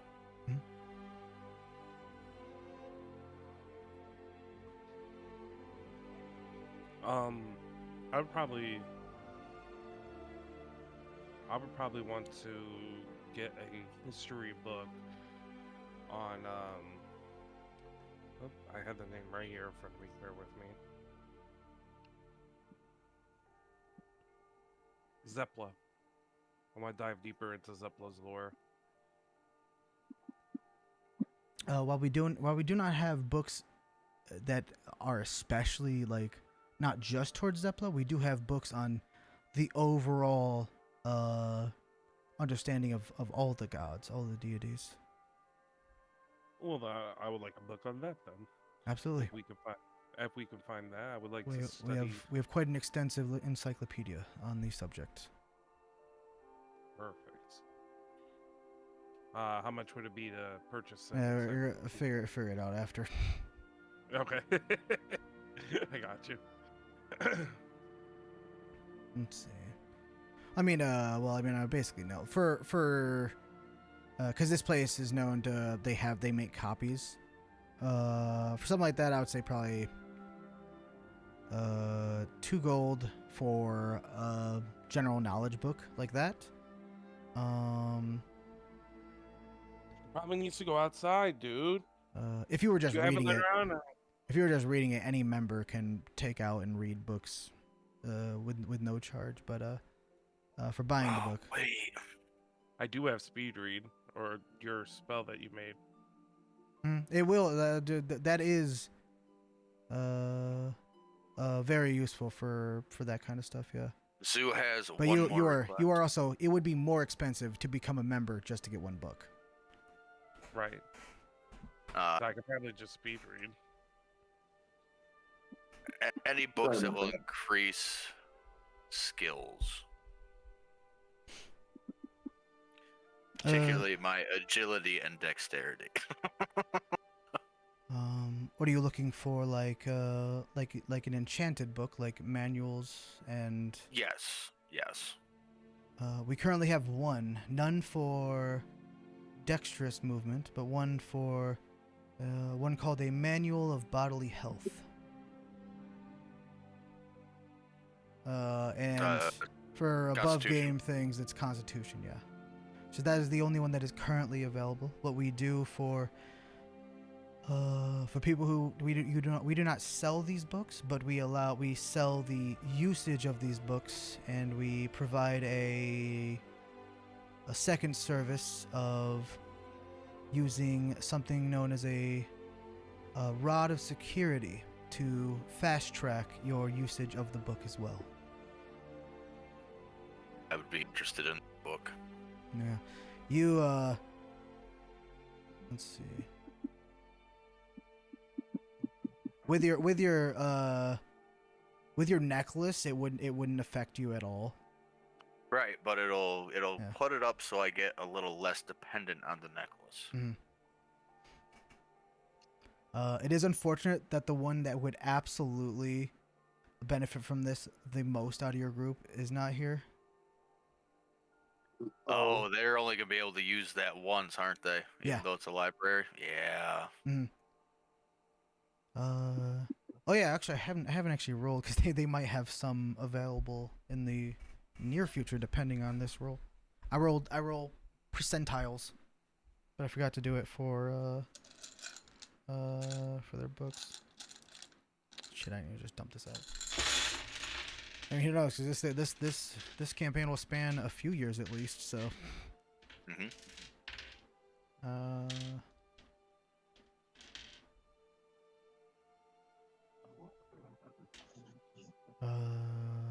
This. Where the fuck is the... I'm only finding double-digit D10s. There we go.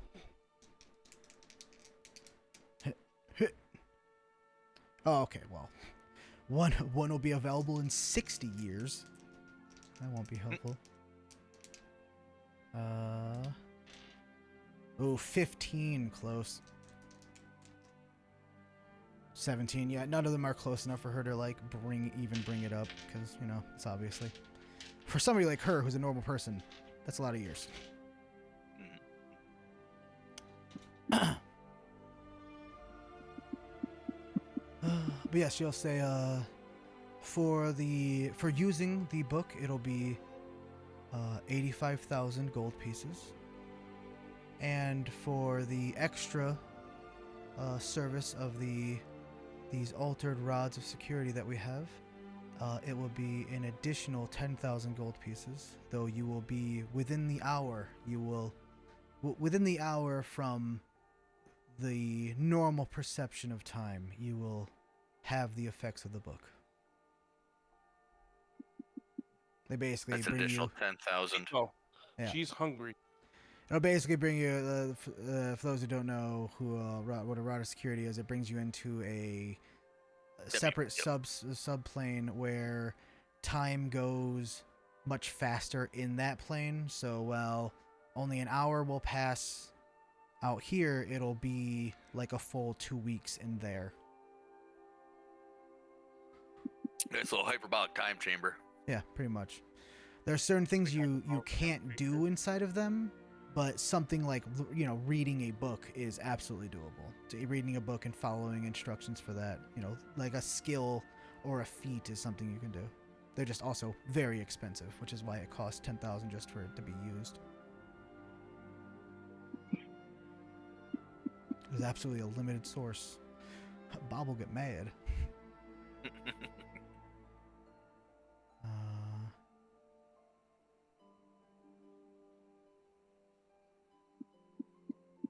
Oh, actually, I put it, dude. I was lazy when I wrote this. I said if they ask about other books, I'll roll then to see how many years until they are available. That's funny.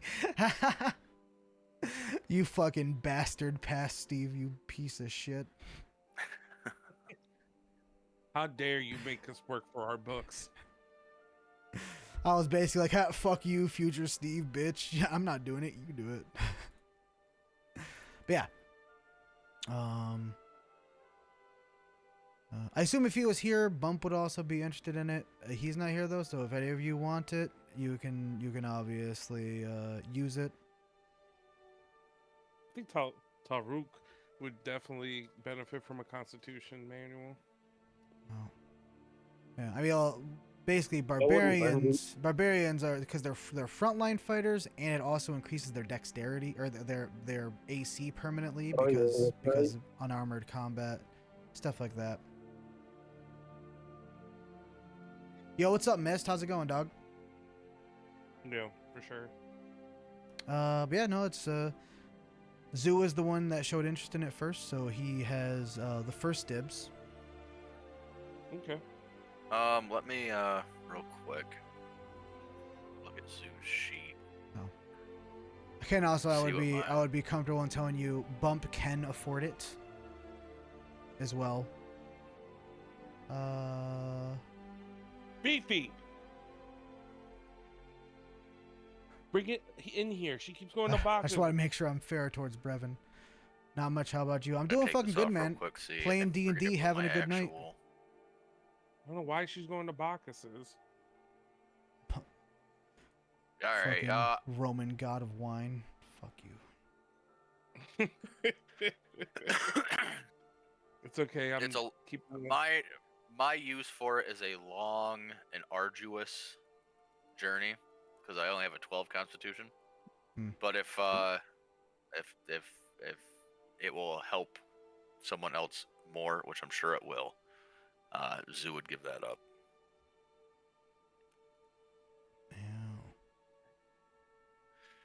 Then put me at a 13, which I could grab with something else. Like I'm be able to train for a feat here soon, but I will. It would bring Bump's constitution to 22. And his health would go to would be close to 200. Fucking beefy fucker.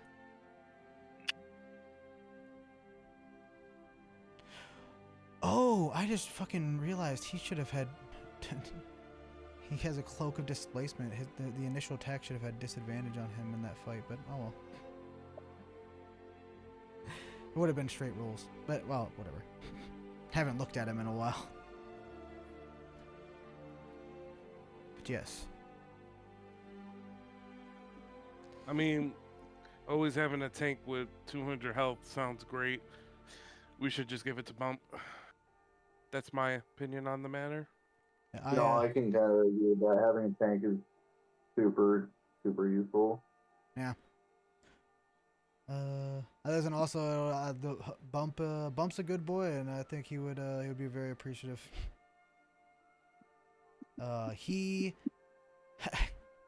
He's pretty fucking liquid. Unfortunately, he won't be able to be in character for his first purchase, but we could role play that out when during my next game. When he gets back. Yeah, he will basically he thinks that platinum are silver pieces. But you guys will be able to tell him. He has like 140,000 gold. Hell yeah. But anyways, you guys I'll say you guys help Bump count out the money. Most of his money's in platinum, so just 8,000. Because listen, if he ends up not wanting it, I could always give him this money back, but I highly doubt he will. So 9,500 platinum pieces for the extra 10,000. That'll be 95,000. Yes. Boom. Yes. Perfect. I'll just make a note of that. 95,000. Where's my pencil? I just had it right here. I'll just use this pen. Who cares? Okay. Bump. Manual health. Okay. Out. You would be the American wizard. Hell yeah. We have a wizard. He's Taruk.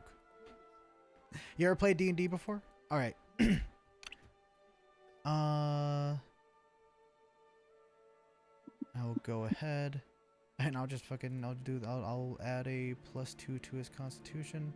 So basically what they do is you guys help Bump count out his money. And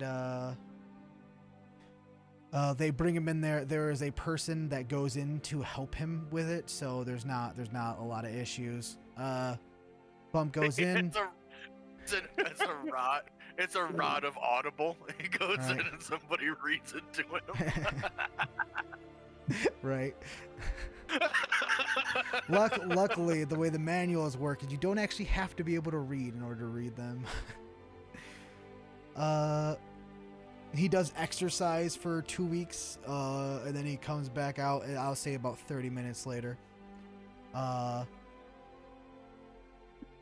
And if there's anything else, let's see, I'll say, for you, Vengeance, you pay 2 gold for them to order those books for you. Zoo, you had the book on, what was it? I know the manual one, but what was the history type book? The 2 different books I was asking about? Yeah, well, because the one was the manual for poison. And the resurrection, stuff about resurrection magic. Okay.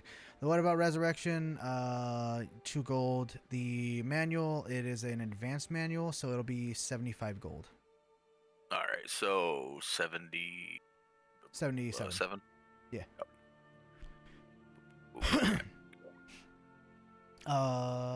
Go ahead and message me for our private chats for our characters, for your individual characters, the books, and that'll make sure that I remember to go ahead and get those exact details to you guys in those chats as well.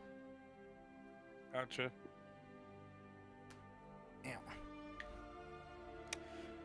All right. Why do I have this? Oh yeah, duh. I will message him about that real quick.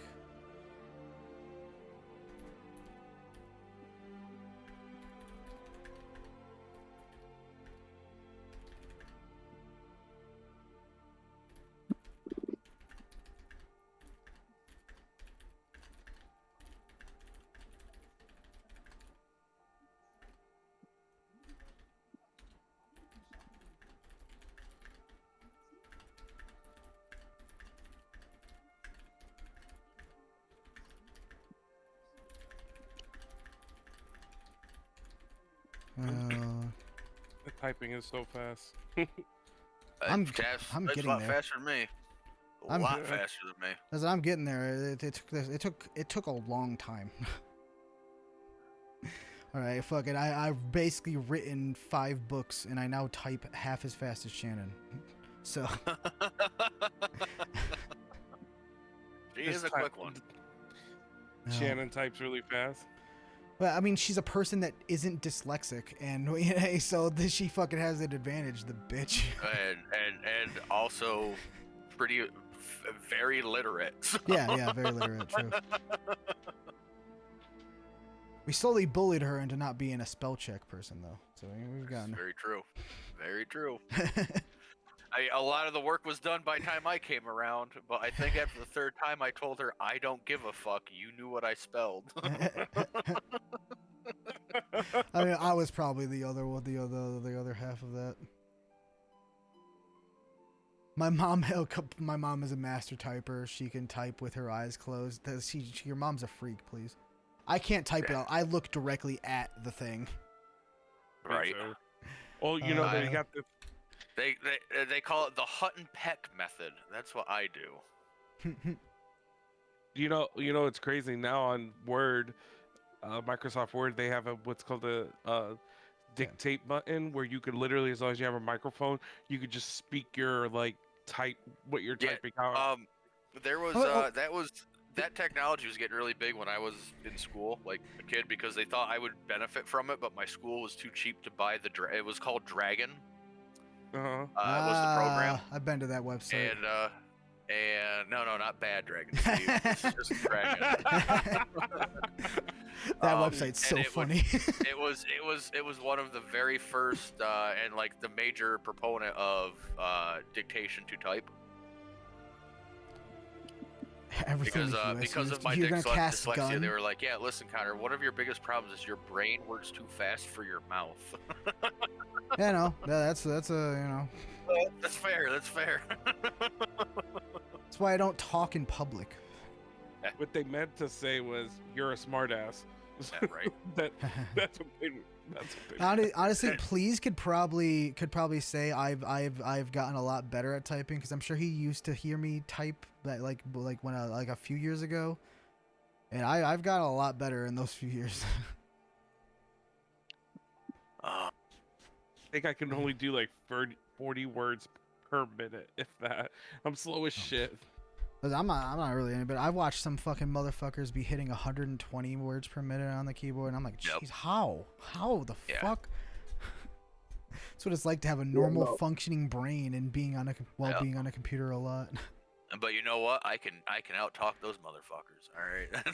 Like, one of them that I saw was Tyler 1. I don't know. Tyler 1, he doesn't shut the fuck up.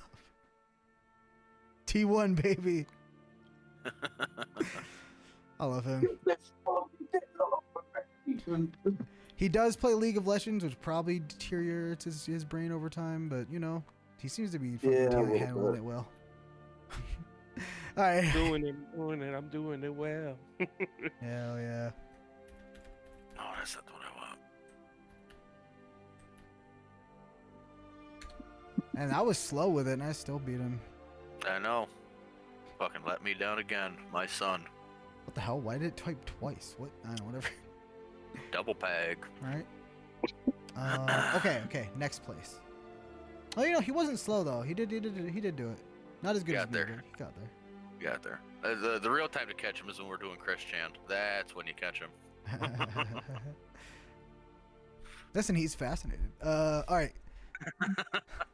So after Truth Seeker's Vault be going to Selena's potions. Everybody, roll initiative. See who gets to buy potions first. All right.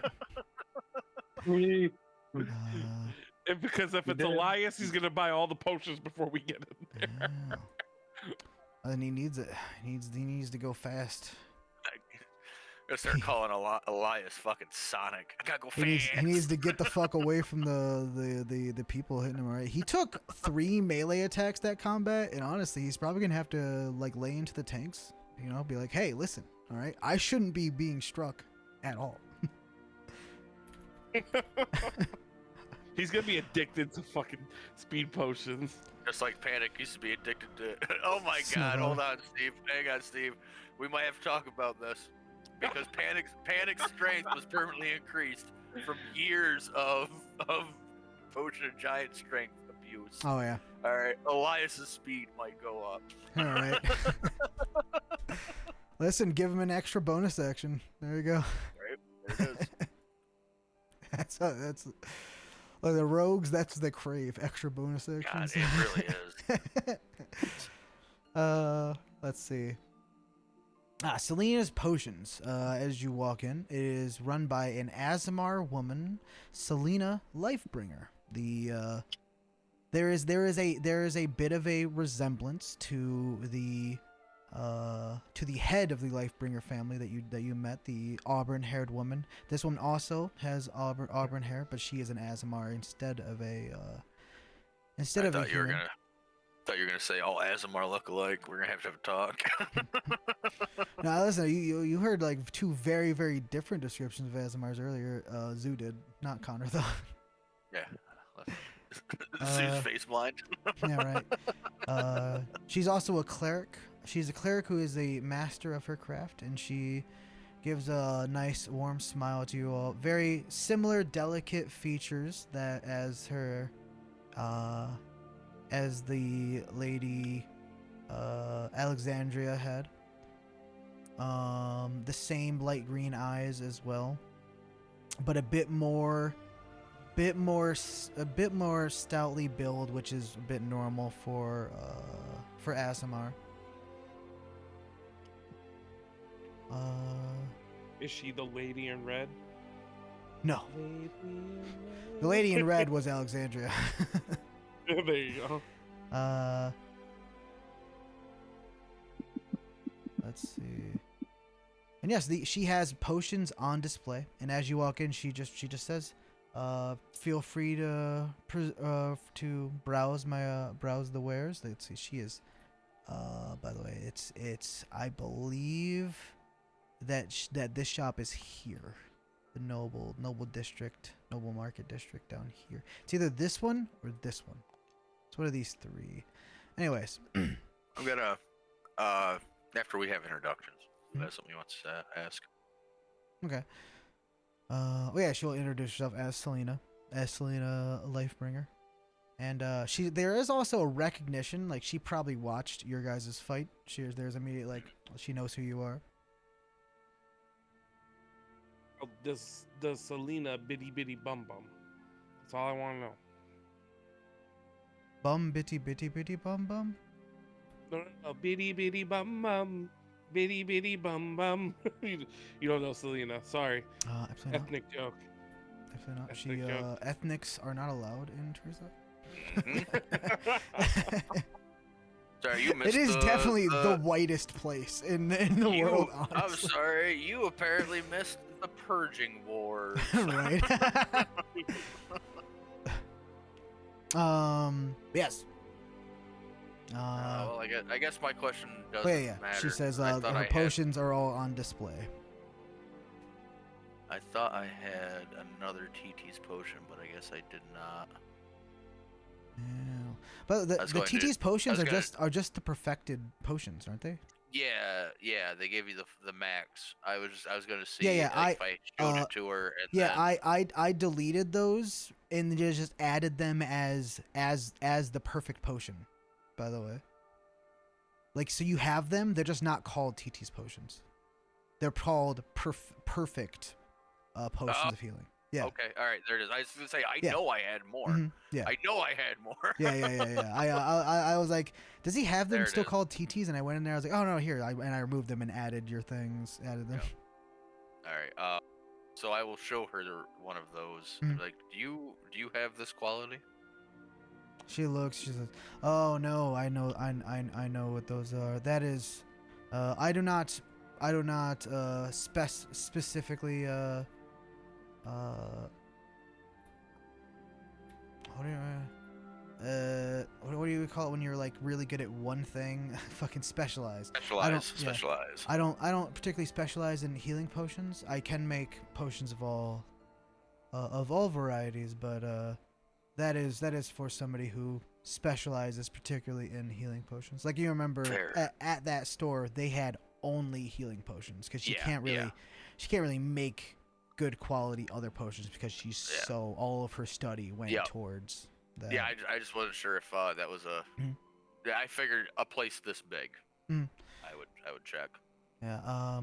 That is, by the way, also another thing that plays into their advancement of alchemy, because that is in this same country. That was just in Abraham, not that far from here. Was where you got those potions. The one thing you will notice, because you guys use potions so often, the prices are higher here. Than what is normal. Kubata knows that the prices are a bit more because it is the only potion store in the in the city. She charges a bit more. Businesswoman, you know.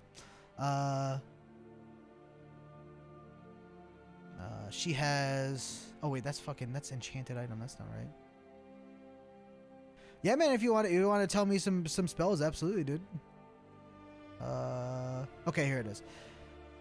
On display, she has on display all of her currently available potions. There's a there is a place for potions of healing, a place for potions of strength, and then a miscellaneous section. She has 10 potions of healing, 8 of greater healing, 8 of superior healing, and 4 of supreme healing, priced at 75 gold for the basic, 250 for the 500 for the greater. That's the only one that didn't change, I think. Oh no, 250 is correct. Never mind. 250 gold for the greater, 750 for the superior, and 7,500 for the supreme. She has 5 potions of Hill Giant Strength for 250. 2 potions of Frost Giant Strength for 750. And 1 potion of Storm Giant Strength for 6,000 gold. In the miscellaneous, she has 3 potions of Speed for 11,000 apiece. 3 potions of Possibility, with the first time you've ever seen these potions before, for 6,000 gold apiece. I don't remember if you've seen this potion before, but she has 1 potion of Maximum Power for 12,000 gold pieces. 8 potions. What is that for? Potions of Maximum Power. She'll explain. Let's pull up the description real quick. Potion of Maximum Power. Here it is. The first time you cast a damage-dealing spell of 4th level or lower within 1 minute after drinking this potion, instead of rolling the dice to determine the spell's damage, you instead use the highest number possible on the dice roll. You're right back, Steve. Okay. Kubata wants that. Does that work with my smites? No, but it would work with. I believe you have Cone of Cold through your sword. Yeah, I've got a would lot work of with that. spells through Yeah. that. It would work with that. But would it work on the Dragon Breath? Is that what you're saying? Oh no. Dragon Breath is there's an emphasis in D&D that Dragon Breaths are natural weapons, which is why like a beholder's eye can't stop a dragon from breathing its breath weapon. Gotcha. Maybe I'm not as interested as I first was. And it has to be a 4th level or lower. Oh yeah, so You can find versions of this that are higher level spells, but those are you would have to find a specialist similar to TT.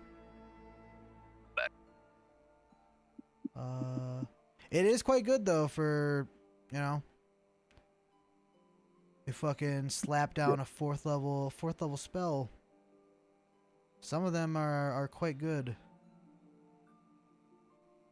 that's true. But I'm as a primary attacker. Yeah, My not spellcasting, well, it's not yeah for bad. you It's smiting is kind of your bread and butter. So yeah. let's see. All right, Maki. There are also 8 potions of heroism for 1,000 gold apiece. 3 potions of diminution for 1,300 gold apiece. Those are potions that shrink you, like the opposite of growth. And yeah, miss, those did go through, but I'll read those in just a second once I'm done with this. You have any vitality? There's 6 potions, 6 elixirs of health. 4 potions of each type of damage resistance. 4 potions of growth. 8 potions of fire breath, and 1 potion that is sort of in the fanciest type of bottle. It is a bottle that is sort of in the it has the overall shape of, well, the front of the bottle is sort of like the front of a dragon with a dragon's head poking out and wings on the sides, and it is a potion of dragon majesty. Selling for 35,000 gold pieces. What does that one do?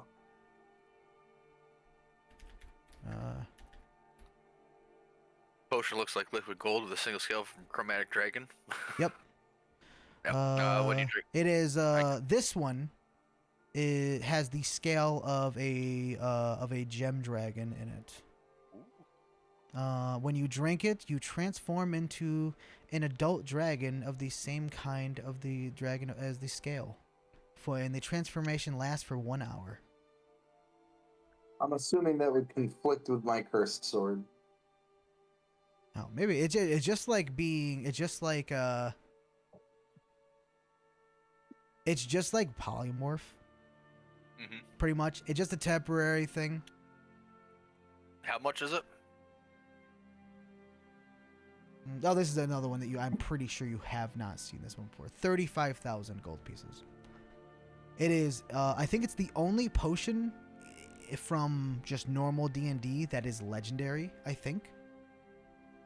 Supremes might be, I can't remember, but I know that I'm pretty sure Potions of Majesty are the only natural ruses written potion that I think that is legendary. Storm Giant Strength. Yeah, but that shouldn't be. Gives you a 29. I mean, that's pretty solid. For an hour. There ain't no item that's not fucking at least an artifact that's turning into a dragon. That's true. It's true.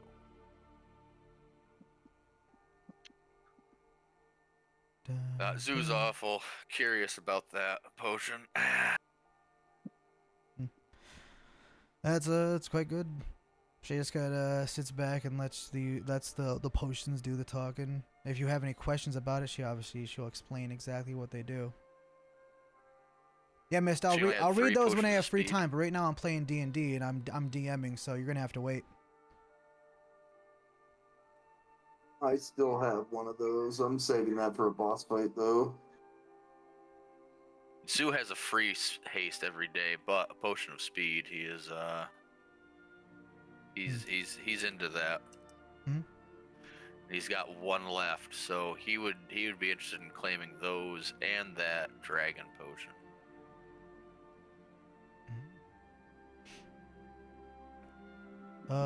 Yeah, she says, for all 3 potions of speed and the potion of dragon majesty, that'll be, once again, the calculator, it comes through. 68,000. I'm pretty sure it's correct. Yes. Huh, Yeah, almost. yeah. Almost. Almost So that'd be 69,000. what? 6,800 platinum, right? Yes. Zoo will count that out. Mhm. These are what I am interested in, and she has no potions of vitality, correct? No. All right. You ask her about it, she'll say she's out recently. She sold her last one. She's Alright, pretty often putting out more, but there's quite a bit of all right. other So things. the only thing I don't think anything she listed, nothing that will remove exhaustion, correct? Out of everything she listed. I'm pretty sure not now. That's why he's looking for the Let's see. potions of vitality. I'm pretty sure elixirs of health just give you like temporary health and like a bless. Elixir. Oops. Elixir of health. There it is. Potion cures any disease afflicting you. Removes blindness, deafened, paralyzed, and poison conditioned. No, almost. Yeah. It does a lot, but just not, you know. The potion of vitality is the one that removes the thing. I It's was basically pretty sure it's basically a greater heal, greater restoration potions of vitality, I think.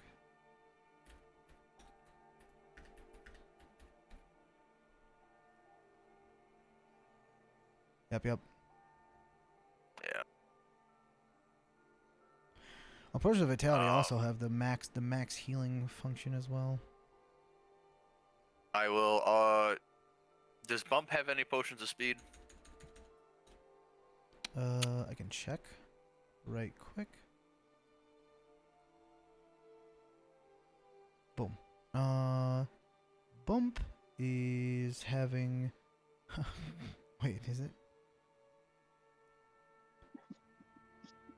Potions? What are potions? Chunk does not have any. Bump? Or yeah, Bump. Bump, same person. Bump does not have any potions. Alright, I will give Bump one potion of speed. Nice. And Put in his bag of holding. and you said Kubata, you said you had one. Yep, I have a potion of speed. In inventory, I just can use it. Tolrook can cast haste.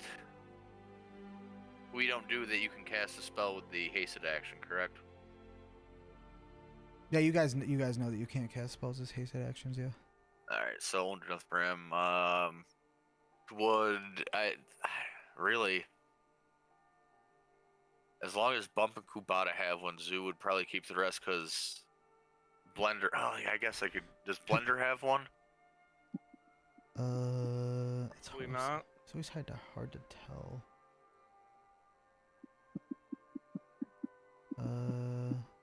I often have to go and spend his potions for him because he forgets to.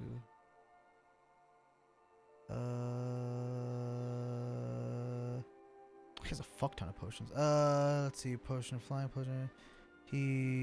Oh, that's boots of speed. No, god damn it. I saw speed and I was like, oh.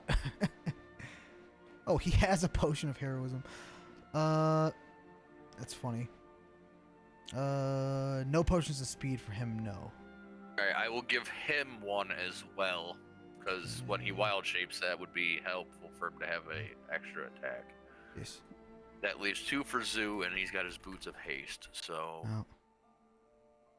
Hey, I guess you could also always give one to Chunk. listen, that's Vengeance's problems, alright?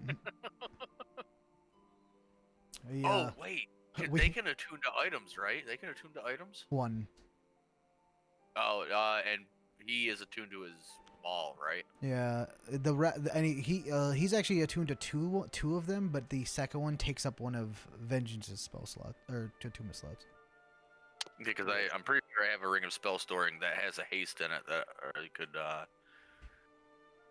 drop on him, so he could have a haste. But if he's attuned to his max right now, then it's not worth it. Yeah, I think I put the hasting in. I think I Yeah. put the hasting into it. Yeah. Yep. Oh. All right. I'm sorry. Does anybody else want to buy any potion for Zoo? Buy some more. But no, I'm good. I have 4 potions of speed still left. Good deal. You other two? I'm Yeah. I'm doing pretty okay on potions right now. All right. What were the prices on the healing potions again, Steve? Let's pull. There it is. 75 for the basic, 250 for the greater, 750 for the superior, 7,500 for the supreme.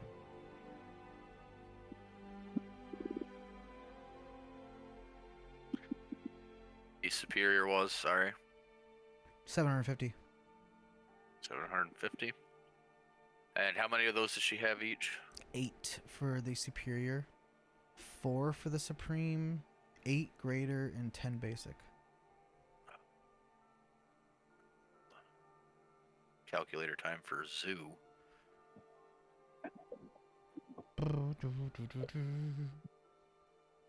No.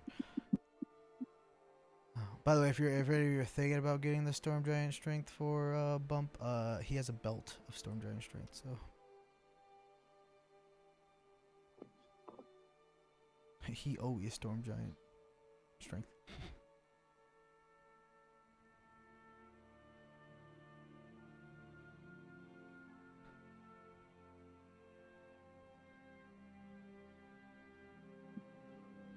All right, I will give her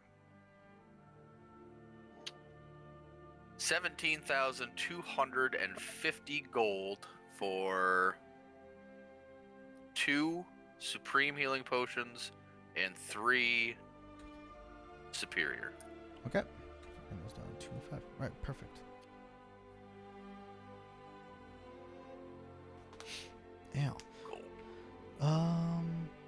Oh yeah, and I was assuming I'm pretty sure you guys have never come across the potions of possibility as well. So assuming that you'll ask her about those. Get the exact description. Possibility. When you drink this clear potion, you gain 2 fragments of possibility. Those fragments each last for 8 hours until they're used. When you make an attack roll, ability check, or saving throw, you can expend one of the fragments to roll an additional d20 and choose which of the d20s you use. So basically, it's like advantage, except it kind of can stack with advantage. So it doesn't actually work as advantage. So like for like sneak attacks, it wouldn't work unless. So that would basically give somebody elven accuracy. Kinda, because it's not exactly like an advantage. It's just an extra d20 to increase like your odds. No. So like if you did it, if you had advantage with elven accuracy and use that, you would roll 3d20, 4. and then you can add a 4th if all 3 of those happen to be bad, because you can use it sort of not as a reaction, but in reaction to getting bad rolls. You can just be like, I'm gonna use one of them fragments. It's like lucky, kinda. It gives it to you for how long? 8 hours. 8 hours. It How is many does she something have? often used during the crafting, like the finishing, like crafting of an object or something. Like often, she has 3 potions of possibility, 6,000 apiece. Zoo will take 1. That is something that not everybody is able to make these. That is something that she in particular has a talent for. Zoo will take 1. Okay. Boom.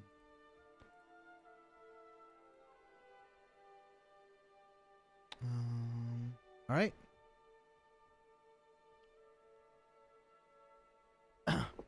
Anybody else interested in any of the potions? No, other than obviously what Zoo is getting as far as the potions of speed for the group, or even just to hold on to for himself. Yeah, he bought all the speedy things and handed them out. Yeah. Yeah. I think I'm all set on potions. All right, very good. We'll then move on to Mystic Herbs, run by. Mystic Herbs is a small little shop, sort of close to the potion shop, not affiliated though. But typically, a lot of times, herbalists will be close to like an alchemist shop because there's a lot of back and forth with that. Mystical Herbs is a small little shop, sort of overgrown with vines. You go inside. It is a human man who is dressed in clothing that is very obviously he's druid presenting. He introduced himself as Gregory Soothful. He is a kind of doofy looking man, dark brown hair, very kind of thick-necked, surprisingly sturdily built for a druid. But despite looking doofy, he's pretty smart for when it comes to his craft, to plants and shit. He knows his shit. Yes. Is there any herbalist type bullshit any of y'all are looking for? Or you have any herbs that want to be looked at? Susan is a purple worm poison. That's what he's looking for.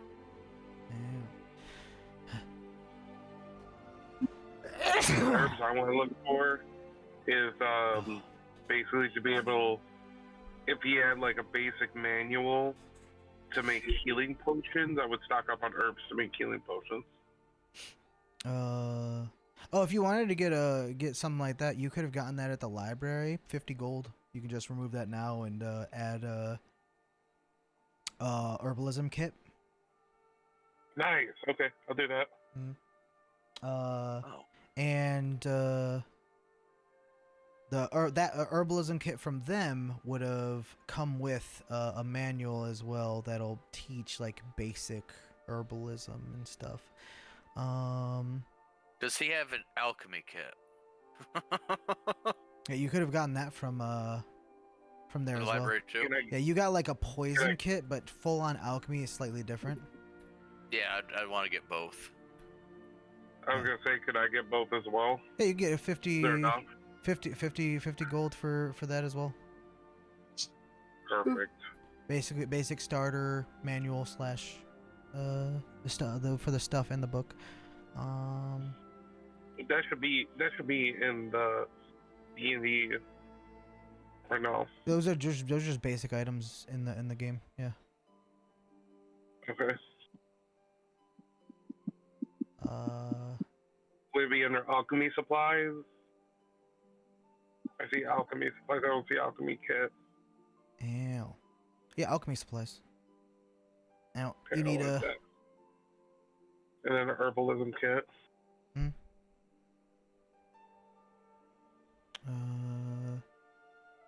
Would that be a healer's kit? No, that wouldn't be a healer's kit, right?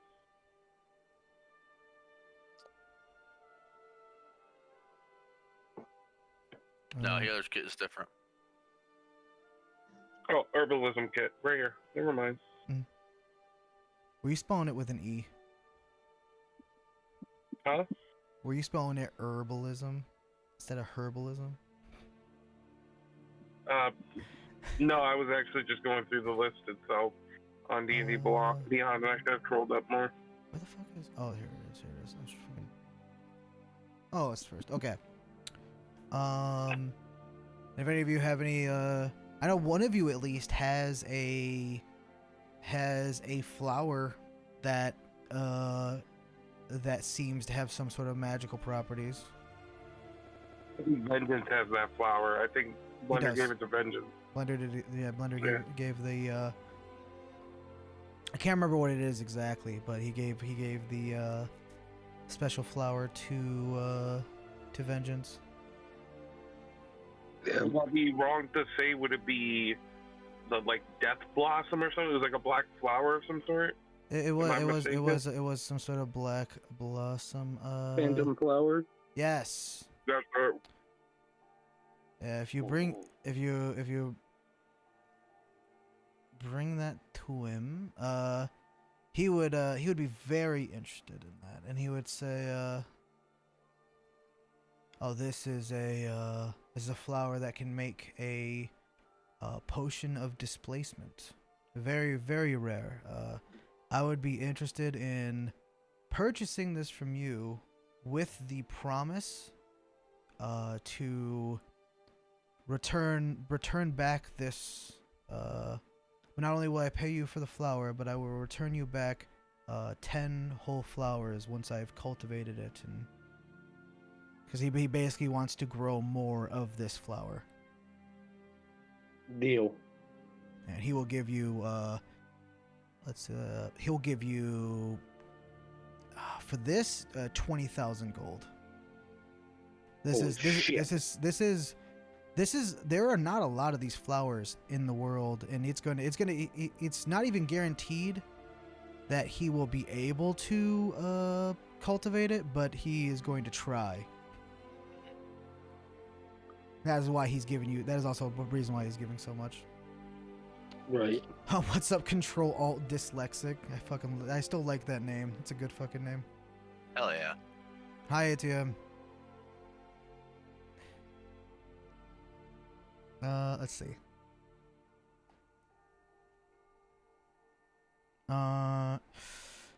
Shit, wait, there was one more. Oh, yeah, you asked about poisons. He definitely has, some mushrooms in particular. But he'll say, what level of knowledge do you have on making poisons? And you've already explained. You've already said it once. So yeah, there. I'm looking for. Well, yeah. All right. So he's just selling stuff that to make the things, right? yeah, Yeah. because he doesn't have purple worm stuff because that's not a plant, right? But he Right, definitely has like some pretty good things. He says I have some death cap mushrooms of varying quality. And fuck, I gotta. He can sell you. I'll get you like the full list of names of the mushrooms. I have them in this little thing here, but he can give you enough for 10 batches of like a little bit beyond basic poisons of varying effects. Some that would be like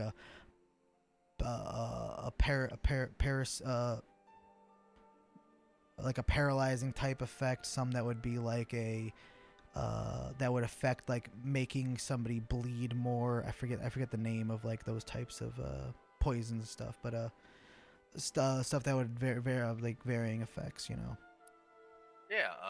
How much were we looking at?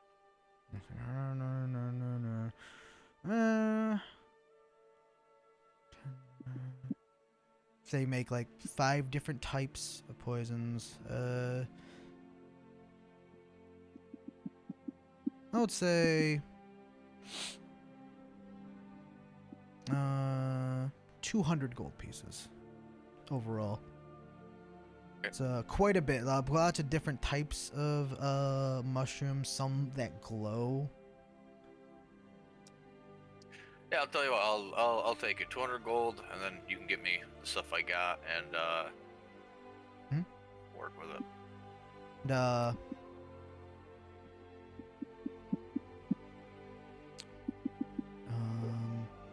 Once you tell me what I got and what I can work with it, then we can figure out what I make. Oh yeah. It'll take time regardless. You're gonna fail probably the first like at least few batches. You're gonna have to take some time.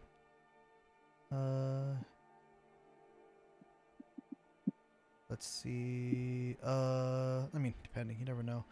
All right. I'll say that's the end of the herbalism shop. The next, Ruby's Jewels, the jewelry shop. Let's see. Where is? I need to close this. There we go. I have too many fucking tabs open. Alright, Ruby's Jewels, run by a female red dragonborn named Ruby.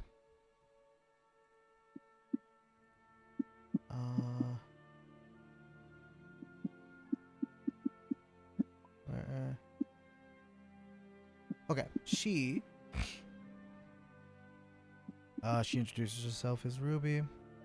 She has all sorts of different varying jewelry on display. Are any of you looking for just like nice jewelry? Is she only dealing jewelry, or does she deal with gems If as she- well? I mean, she makes the gems into jewelry. But she does have like, she has some gems. That she'd be willing to part with, but also, if you guys ever ask her about magical things, well, she does not make magical like things. She does have some that she's like bought from people to like just resell. Which are she has 2 Gorn stones. That's another thing. There's a lot of Gorn stones in this country because Gorn stones are alchemy. They're like a combination of alchemy and jewelry crafting.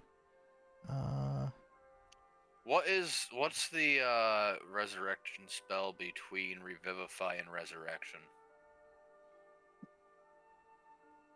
Raise dead. Raise dead. Mm. Yeah, that's the one we used on George, right? Mm, So I think it's the there's one we've just used on everybody. Revivify, raise dead, resurrection, true resurrection. Correct. Yep.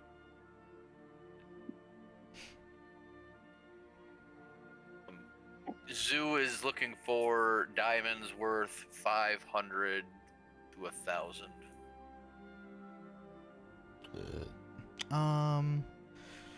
Let's see here. I'll roll because she definitely has some of both.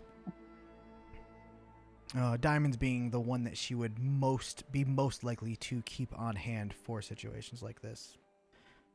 Being a town that many adventurers visit and many adventurers come from.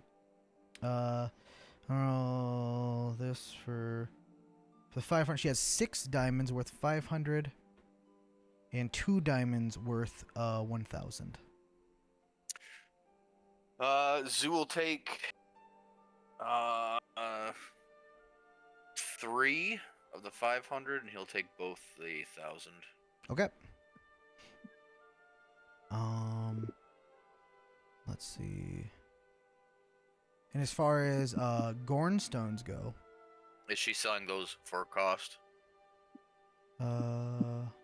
what, the diamonds? Yeah. Yes. All right, so 23,000.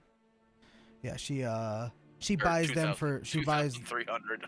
yeah. She buys them for slightly cheaper so she can sell them at cost, you know. She has a Gornstone of Protection, which is increases your AC and all saving throws by 2. Gornstone of Leadership, which increases your Charisma by 2, and a Gornstone of Intellect, which increases your Intelligence by 2. Obviously requires attunements.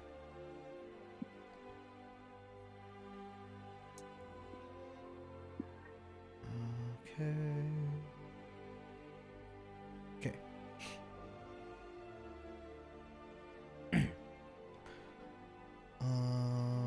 If none of you are interested in those, I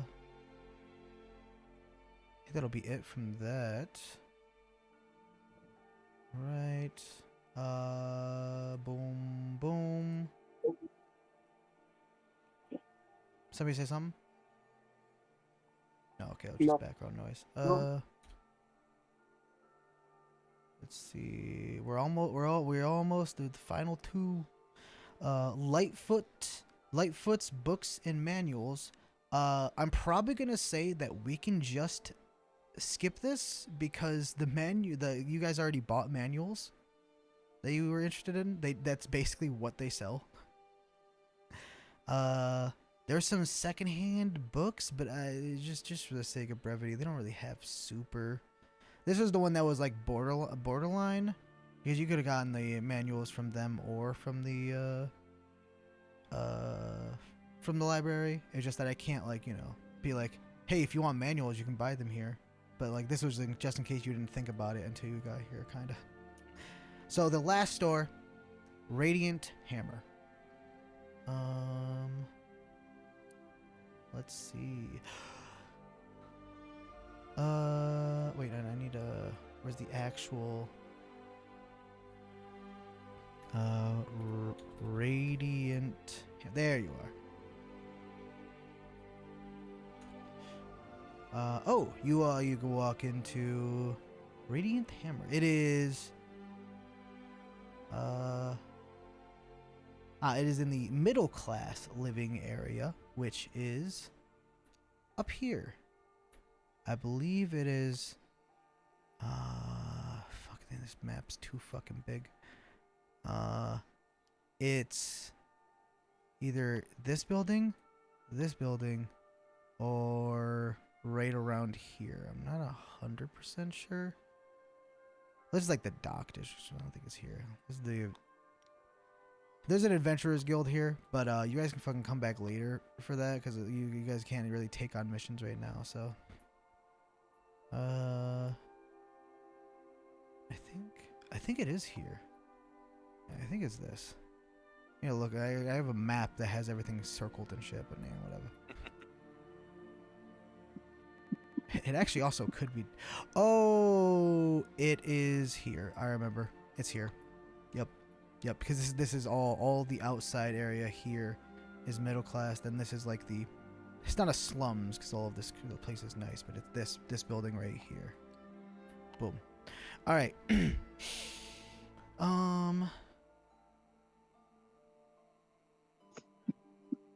Yes, it's a blacksmith shop called Radiant Hammer. The building is nothing that really stands out too hard, except for there is a sort of radiance to the building itself.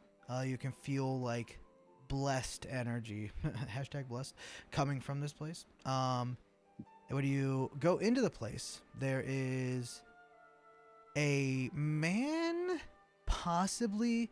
They look very, very different from what any of you have seen before. They have a flat, featureless face, slight blue, colored skin. They are a changeling, but they are like presenting as a changeling. They are not like pretending to be something that they aren't, which is one of the reasons why he is like a trusted member of the community. Even though people, that people don't trust changelings so easily, for fair enough reasons, right?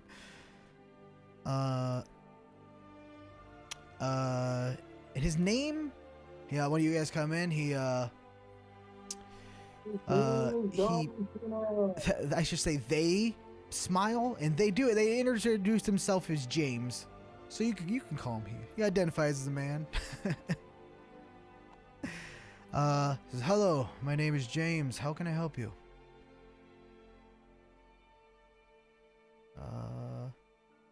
And to give basically the quick rundown of his stuff, because a lot of you, he specializes in weapons. A lot of you don't really need weapons. Let's see, let me think. Boom, boom. Can't use weapons. Has weapon. I guess the closest, the only ones. Well, he has a stat. Would honestly probably be if Zoo wanted to add another dagger to his collection. I think is really the only. He only deals in weapons, and all of his weapons are blessed weapons. every god has their own version of blessed weapons. These are obviously weapons blessed by Abigail. All of them have different effects. So here, let me pull that up real quick. You have seen two type of blessed weapons. Is he interested in buying stuff or no? Oh no, he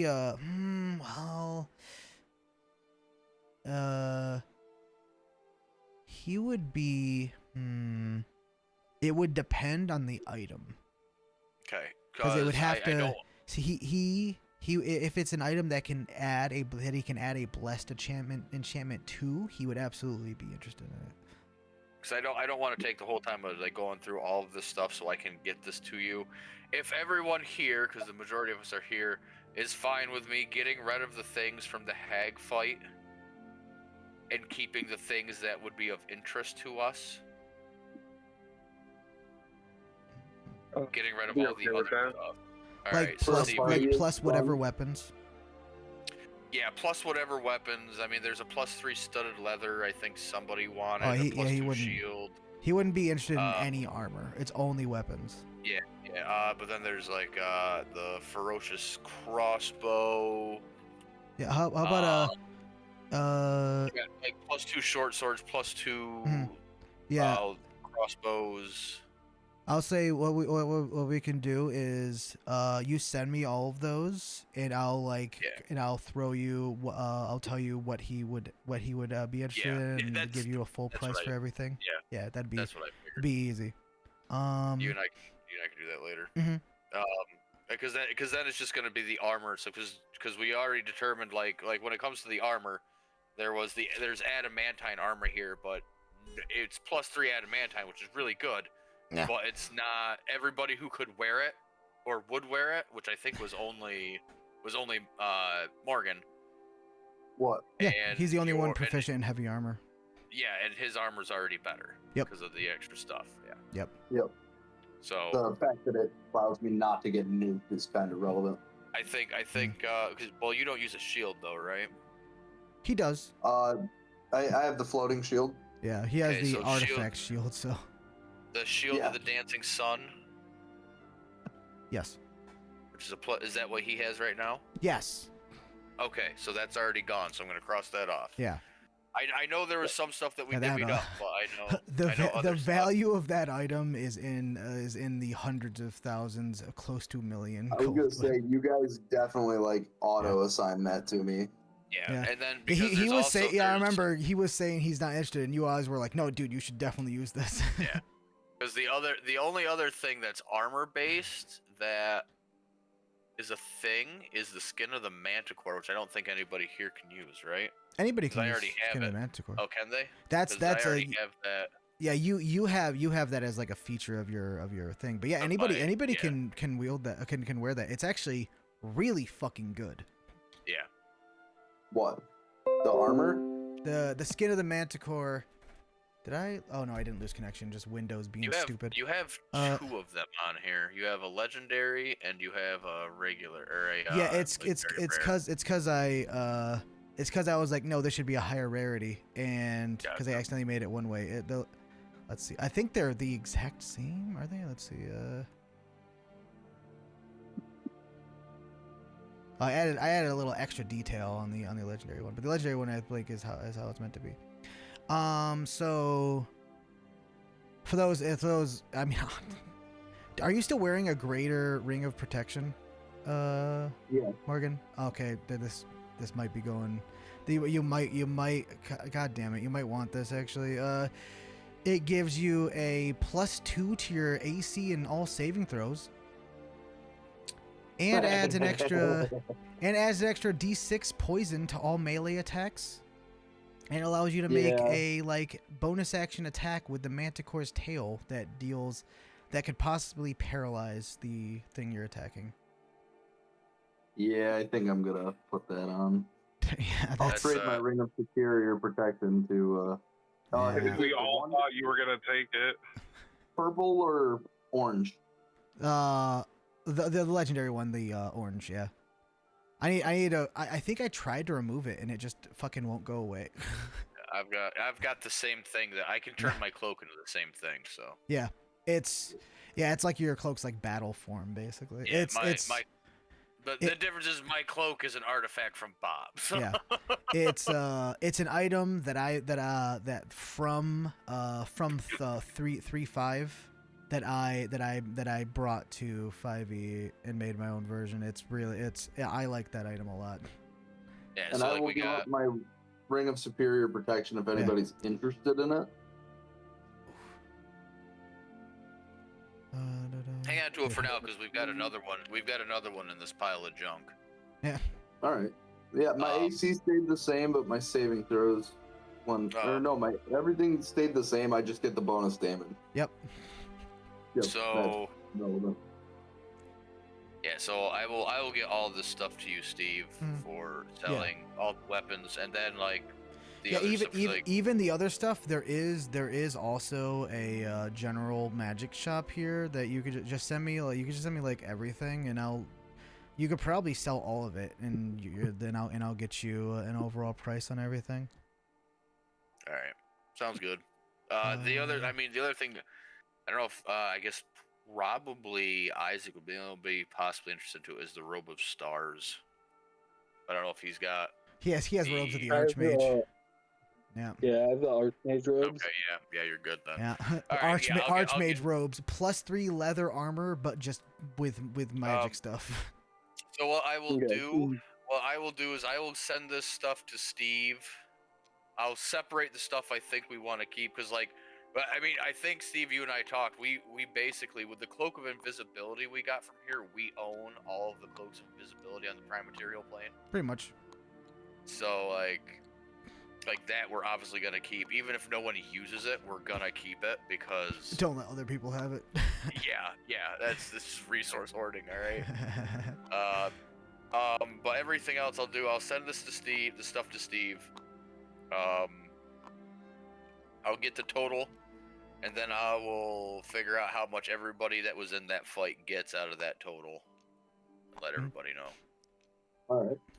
I do have one more question, Steve. I don't know if I asked about it. Are my gauntlets anywhere near ready?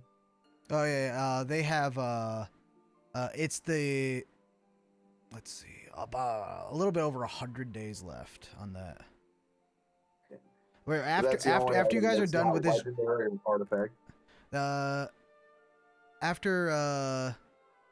You'll basically get that you're gonna get fast tracked to it eventually, because soon when you're done with this business with the church, there'll be like several events that'll have like some stuff to it, but after that it'll be just you guys a little time skippy to the next important story stuff. Because right now all of this is just side stuff. This isn't even like official. This is side quest stuff you guys are doing right now. It's side quest stuff that is important, but you know, main story quest for individuals, but not main story overall arcing, you know, world story. Let's see. Yeah, I know we were kind of fast in the herbalist shop. I was still just. I'll text you, Steve, and like let you know how many herbs I got and all that. I'll just text you that on the side. Okay. Let's see. Oh yeah, the blessed weapons. You guys have seen blessed weapons of Grumble before, so you know the overall. And I'll just say all blessed weapons share one quality called blessed. The Blessing of Grumble makes all attacks with this weapon magical when dealing damage to Fey, Fiend, or Undead. You deal an additional 1d8 radiant damage on each hit. Additionally, the wielder and all allies within 30 feet of them gain the benefit of the Bless spell. Let's see.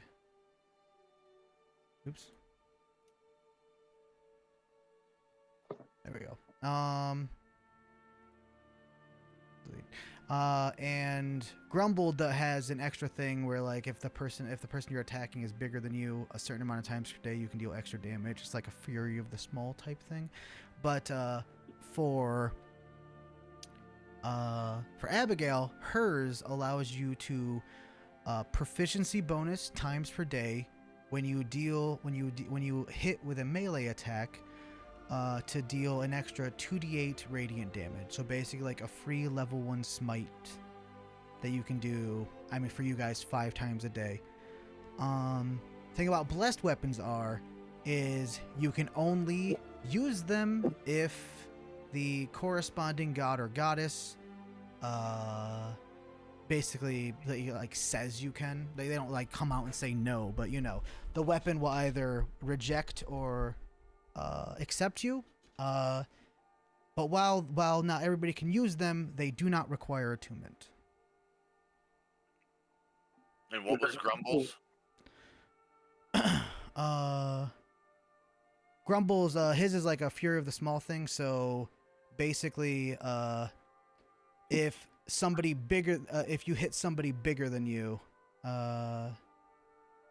like full on like size bigger than you, Right. you can deal extra damage to the person. Ew. Does he got a dagger of that? He has a dagger. He only has Abigail blessed weapons. I was gonna say if he's got Grumble, I feel Grumble would support me if I used one of his weapons. Yeah, you've never seen a shop with Grumble blessed weapons, because of the nature of the people who worship Grumble. Whereas you know, this is like the only shop of only blessed weapons you've seen, but that's because you know her whole thing is you know holy might. Give my people weapons that hurt the bads. Ew. If you wanted to, you could buy one from her as like a placeholder. Buy one for her as like a placeholder until you get a Grumble one. So it's like an offhand dagger, obviously. Yeah. Zeus blessed by. I mean. He's got a special relationship. He's chosen a hero. Yeah, he's got a special relationship with Grumble, and he feels like it's not Mortimer anymore. It's Morgana. Morgana. He feels like he's got like a pretty decent like thing with Morgana, but right now he's happy with what he's got. Okay. Let's see. Yeah, all right. You guys have visited all the shops, all the ones that exist in the world. Every single store. Yeah. There are no more stores. We've beaten D&D. Right. You beat D&D. Exactly. You beat D&D when there are no more stores and no more shopping episodes. You have beaten D&D. Oh, that exactly. and you have to have fantasy sex with all of your friends. Zoo will never beat D&D, I guess. No, Zoo. He's ace.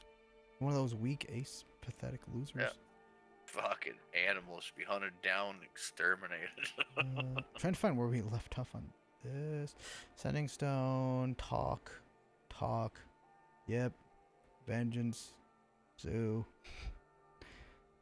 Oh, there we go. Okay. I know exactly how to end today's game. This would be perfect. I'll say after a few days of shopping, a little bit of relaxation, you guys go visit the shops on like corresponding days to sell all your extra stuff, and we'll figure that out. We have like 2 weeks or so, whatever, to figure it out, because Connor's game's next week. And we'll end with you all meet up at Kubata's place to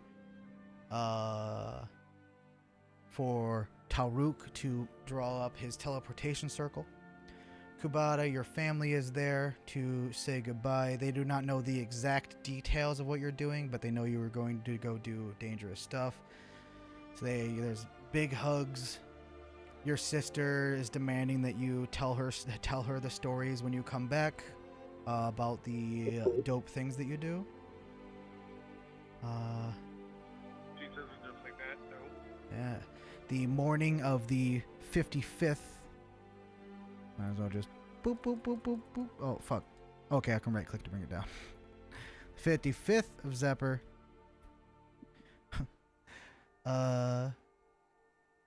Let's see. And I'll go ahead and describe Talruk drawing the teleportation circle. Talruk, you're able to you take out your book with all your teleportation circles you have saved up and perform the 60-second process of drawing the circle with the enchanted chalk that flashes with purple arcane flare with each finished rune, drawing out the design that tells the story of the destination you make a path towards. And this circle is different from others. The Church of Grumble is a safe haven to the downtrodden and the used, to those who have had very little reason in their life to feel hope. And the circle brings with it a feeling of safety and warmness like hearth and home. As you finish the circle, you feel the gaze of someone very powerful. As you open a portal to his sacred place, you feel the full power of the intention of a god of arcane might for the first time. As you've been with the gods, this is the first time a god fully pushes his aura and his gaze onto you. As you don't not exactly intrude, but you do open a portal into one of their places of sanctity. But with the recognition of you and who you travel with, the gaze turns to a warm embrace of welcome, along with a nod of respect. And the circle opens up with a stronger connection than normal. The portal staying open until all of you are through. You are all able to walk through, inside, and enter the Grand Cathedral of Grumble once again. And that's where we'll end for the night. Perfect. Hell yeah. Oh yeah. Hell yeah.